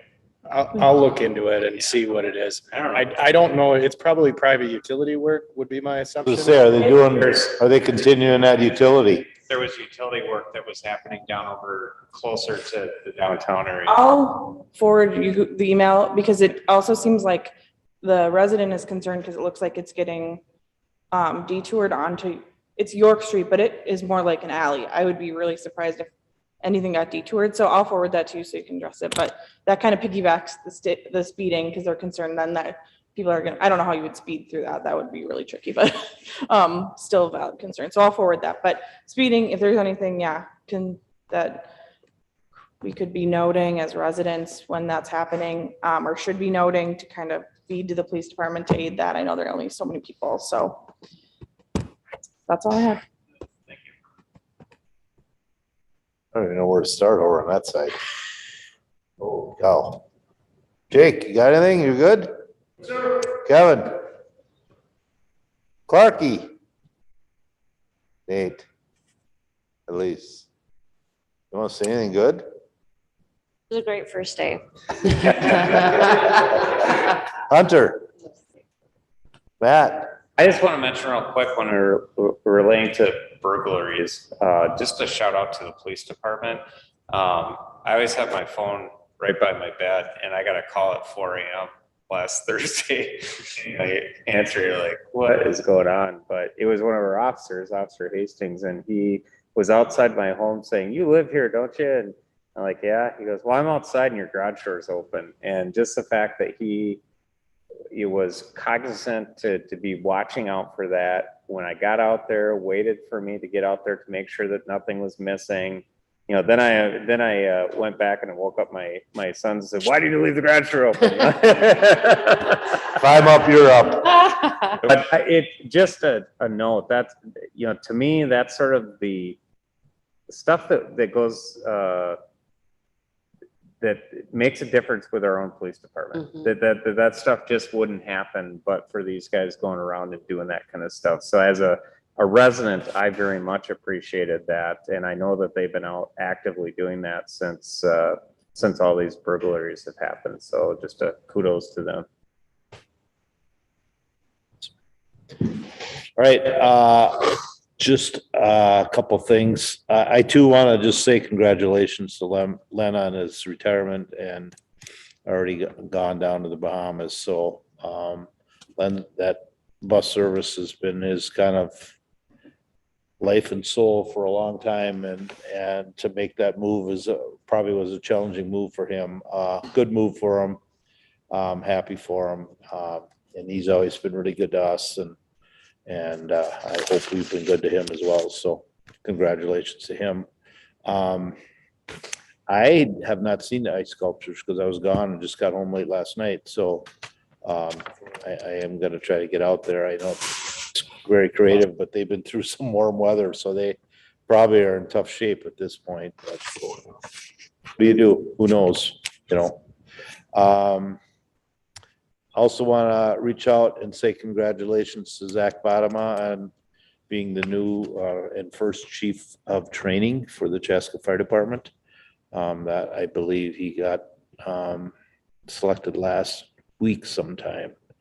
Again, I was out of town, so exact day I don't remember anymore. But congratulations to him. So that's quite an honor. So also I want to, maybe if we do some point, I want to make sure that we do talk about maybe changing those commission interview questions, because there are a couple that are a little something, so that we can, I don't know how we would do that or why it's fresh in people's minds, that maybe we can alter a couple of them that are kind of different. So I'd ask other cities, and they do commissions, like what do they ask? yeah. Curious. Or we should just talk about what we want to know. Yeah, I didn't know, like, if the questions you're reading, if you've got some things that you would think that you'd change it to. I mean, I think the general intent of the question is good, but maybe the question isn't good. Get a little, You know, so if you've got something that you got in mind, I don't know, do you want it, Matt, or does that go to Elise now, or how are we gonna do that? Either one. Yeah, actually we had some for the task force interviews that we did, I actually thought were pretty good They questions. were good questions. They might be good questions for what. A lot better questions. Okay, I was very surprised. I got calls from, Representative Nash, Representative Emmer, quickly after the change of boundaries came in. I also got a very nice, I missed the call from, Representative Phillips, a very nice message for him. He's very disappointed that he's lost our, area. But he left a very nice message, and I've tried to get back to him, and we just haven't connected. So I thought that was, I really didn't expect that from the other two so quickly. So that's good. I think for both of these two, we're a big part of their campaign, so I think it's good. And so that's good that we are recognized as someone, as a city that's important to them now. So, but anyways, they both were good, gave me their numbers and reach out at any time. I don't know, did you talk to Emmer's staff? Did you ever get back to them? No, they never reached out. But were you gonna contact him? No. I don't remember what I told you. Was he gonna contact you? I thought so, yeah. Okay, because I told him we need to meet sooner than later on some stuff, but okay. Maybe I'll call him again now that I'm back. Wait. Oh my gosh. I wrote it. Sorry. Oh, I'm awake. yeah, we don't need it anymore because there's nobody here. And then lastly, the Ukraine situation is kind of sad. It's just too bad. And I think about our person that we use for our staff retreat, Fersmans. Irina and Richard, I think about them always talking about Ukraine, and I never thought it just dawned on me, and I went, wow, that's where she's from. So Irina is from there. So She was on CCO, I think she was on CCO or something like that, talking because she leads some exchange program in Hopkins, I think. So she was in there talking. They're in that area. So, but I hope all goes well for her family and things work out. But that's just, the whole thing is just sad. I don't know. It's just Hard. And so I don't know if your children, my son is very anxious about it, and so it's like having those discussions with your children and everything. It's hard. The whole thing about just going somewhere for no reason. I mean, they just went and invaded it. So. And it's so up close and personal. There's probably not another time in history where we've been able to see it. Like, you can go on TikTok and literally Ukrainians are live streaming what's happening around them. And that's not been something we've gotten to do in history, where it's literally, you can go on social media and interact very directly with the people it's happening to and seeing it in real time. So it's kind of huge and historic in that way, and very sad, but. Yep. All right, lastly, we have, meeting wise, we're back to our normal, the first Monday, third Monday now that we got through January and February. So we'll be back to back. We'll have a meeting, and we are done here now. We're gonna go back to council chambers. I was gonna say, we're done after we have the EDA meeting. Oh, we got EDA, but we go back next Monday now. We'll go back next Monday to the council chambers. Are we gonna drop the emergency? Yeah, the recommendation will be is that we drop the emergency order. Is there a reason to drop it at this point yet? What if it changes again? I mean, does it mean anything if you just leave it in place? I think it means less if we keep it in place. I would suggest that if it gets bad again, we just put it. Okay. I just thought but. To me, we shouldn't have it in place unless we need it. And we've, up and through this period, I think it's been good to have a bigger space, but I think we're back to a point where we don't really need it. So I think it's probably better that we call it off. We have to do something special for that, or we just put it in? Well, Jake and I will talk, but we have to do some type of a formal. Is it a special meeting again, or do we just do it in a regular meeting? Our actual meeting. Because I don't remember. I think we just said we're kind of I don't even know if it was an action item. I think we did as a special meeting because Councilmember Hubbard, so she could join, we had to do it as a meeting and then she could join the meeting that followed it. That's why we had to do it as a special meeting. Oh, no, but I'm saying to leave it. Leave it, we actually, I believe, have to have some kind of at least a motion, if not a resolution. I think that's all we did last time, so, okay. And then, so yeah, so we're back to the 7th and I don't know what the other one is. And then, we have a short EDA meeting, immediately following this, so. Last call here, if not, a motion to adjourn. Motion by Councilmember Hatfield. Second by Councilmember Gra to adjourn. Nate, we call roll. I can't say that. We'll do it again. Councilmember Hatfield, Yes. Councilmember Hubbard, Yes. Councilmember Wong. Aye. Councilmember Gra. Yes. Mayor Winchell. Yes, we are adjourned. Have a good night. Now we're gonna go to EDA. Call the EDA meeting to order at the Chaska Event Center for Monday, February 28th. We're gonna call that meeting to order at 10:09. And Nate, will you call roll? Commissioner Hatfield, Here. Commissioner Hubbard, Here. Commissioner Wong. Here. Commissioner Gra. Here. President Winchell. Yes. Next, we're gonna adopt the agenda. Are there corrections or additions to the agenda? If not, I'd entertain a motion. Motion by Commissioner Hubbard. Second by Commissioner Wong. Discussion? Hearing none. Nate? Yes. Commissioner Hubbard. Yes. Commissioner Wong. Commissioner Gra. Yes. President Winchell. Yes. Next is approving the previous meeting minutes. We can do this in one motion, can't we? 2 months. I think you gotta do separate. Okay. All right, so we'll do the meeting minutes for 12/20/21. Would somebody be willing to make a motion to approve? So moved. Motion by Commissioner Wong, Second. second by Commissioner Gra. Discussion. Nate? Commissioner Hatfield, Yes. Commissioner Hubbard, Yes. Commissioner Wong. Aye. Commissioner Gra. Yes. President Winchell. Yes. Next is approving EDA meeting minutes from 1/3/22. Somebody be willing to make a motion? I'll make a motion. Motion by Commissioner Hatfield, Second. second by Commissioner Hubbard. Discussion. Nate? Commissioner Hatfield. Yes. Commissioner Hubbard. Yes. Commissioner Wong. Aye. Commissioner Gra. Yes. President Winchell. Yes. All right, moves us to item 5, adopt resolution EDA 2022-1, resolution approving sale of property to Pulte Homes for the Del Webb development. President Commissioners, I'll turn this over to Nate. President and Commissioners, this is an item in front of you that may be considered under a house cleaning type of an item.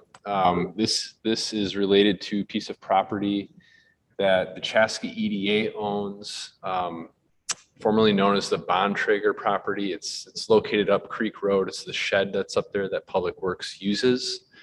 As that parcel is laid out, a portion of it is above the Bluff Ridge and abuts the Pulte Del Webb development. At the time that council approved that development, it was approved to sell that portion of that property that the EDA owns to that development to be contributed towards finishing off some lots that are up there. I think it ends up being 3 or 4 lots that it gets contributed towards. As we're going through the process to close on that, realize that while the city council approved that, it's the EDA who owns it. And so therefore the EDA needs to make a motion and a resolution to approve of that sale. So that's what's in front of you tonight. Pulte is currently going through the process and wanting to file the final plat and get that recorded. Part of what we need to do before we do that is to close on this property and execute that sale. So we have everything lined up to do it. We just need the EDA to officially approve of that sale. And that's what's in front of you tonight. Any questions? How big of a piece of property is that? Is that an acre? It's not even an acre, I don't believe. It's And then are we getting, portion of an acre. we getting market rate for that property then? Yeah, so the per acre price that Pulte paid the Hammers for that development is being applied to the portion of the acre that we're selling to this. So it's the same market rate, right? That was used up there. All right. And we would never use it because we would never have access to it at some point. Yep. And we certainly don't use it now, so. Yep. Is that behind the clubhouse or is that further around the corner? But it's north of the clubhouse. And it ends up being, there's some lots that kind of go up against the bluff line there, or, and so it's a portion of property that ends up finishing off the depth of those lots. So that's gonna be their next expansion is kind of basically running north of their community center, community. Primarily, yep. All right. Anyone else have any questions? Somebody want to make a motion to adopt resolution?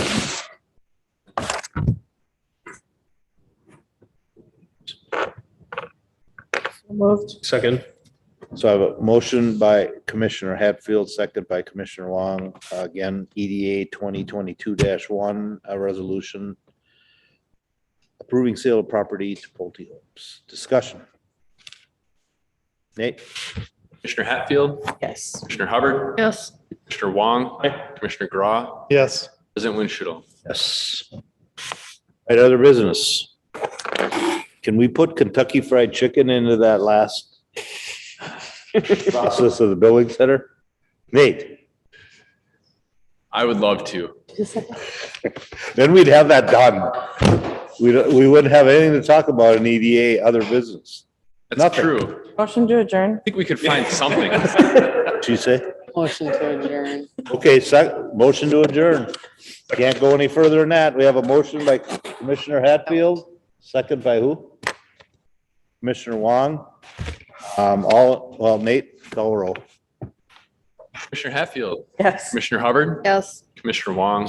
Commissioner Graw? Yes. President Winchell? Yes, we are adjourned. Have a good night. Thanks, everyone. Thanks, Hunter. The Housing and Redevelopment Authority. Burned down.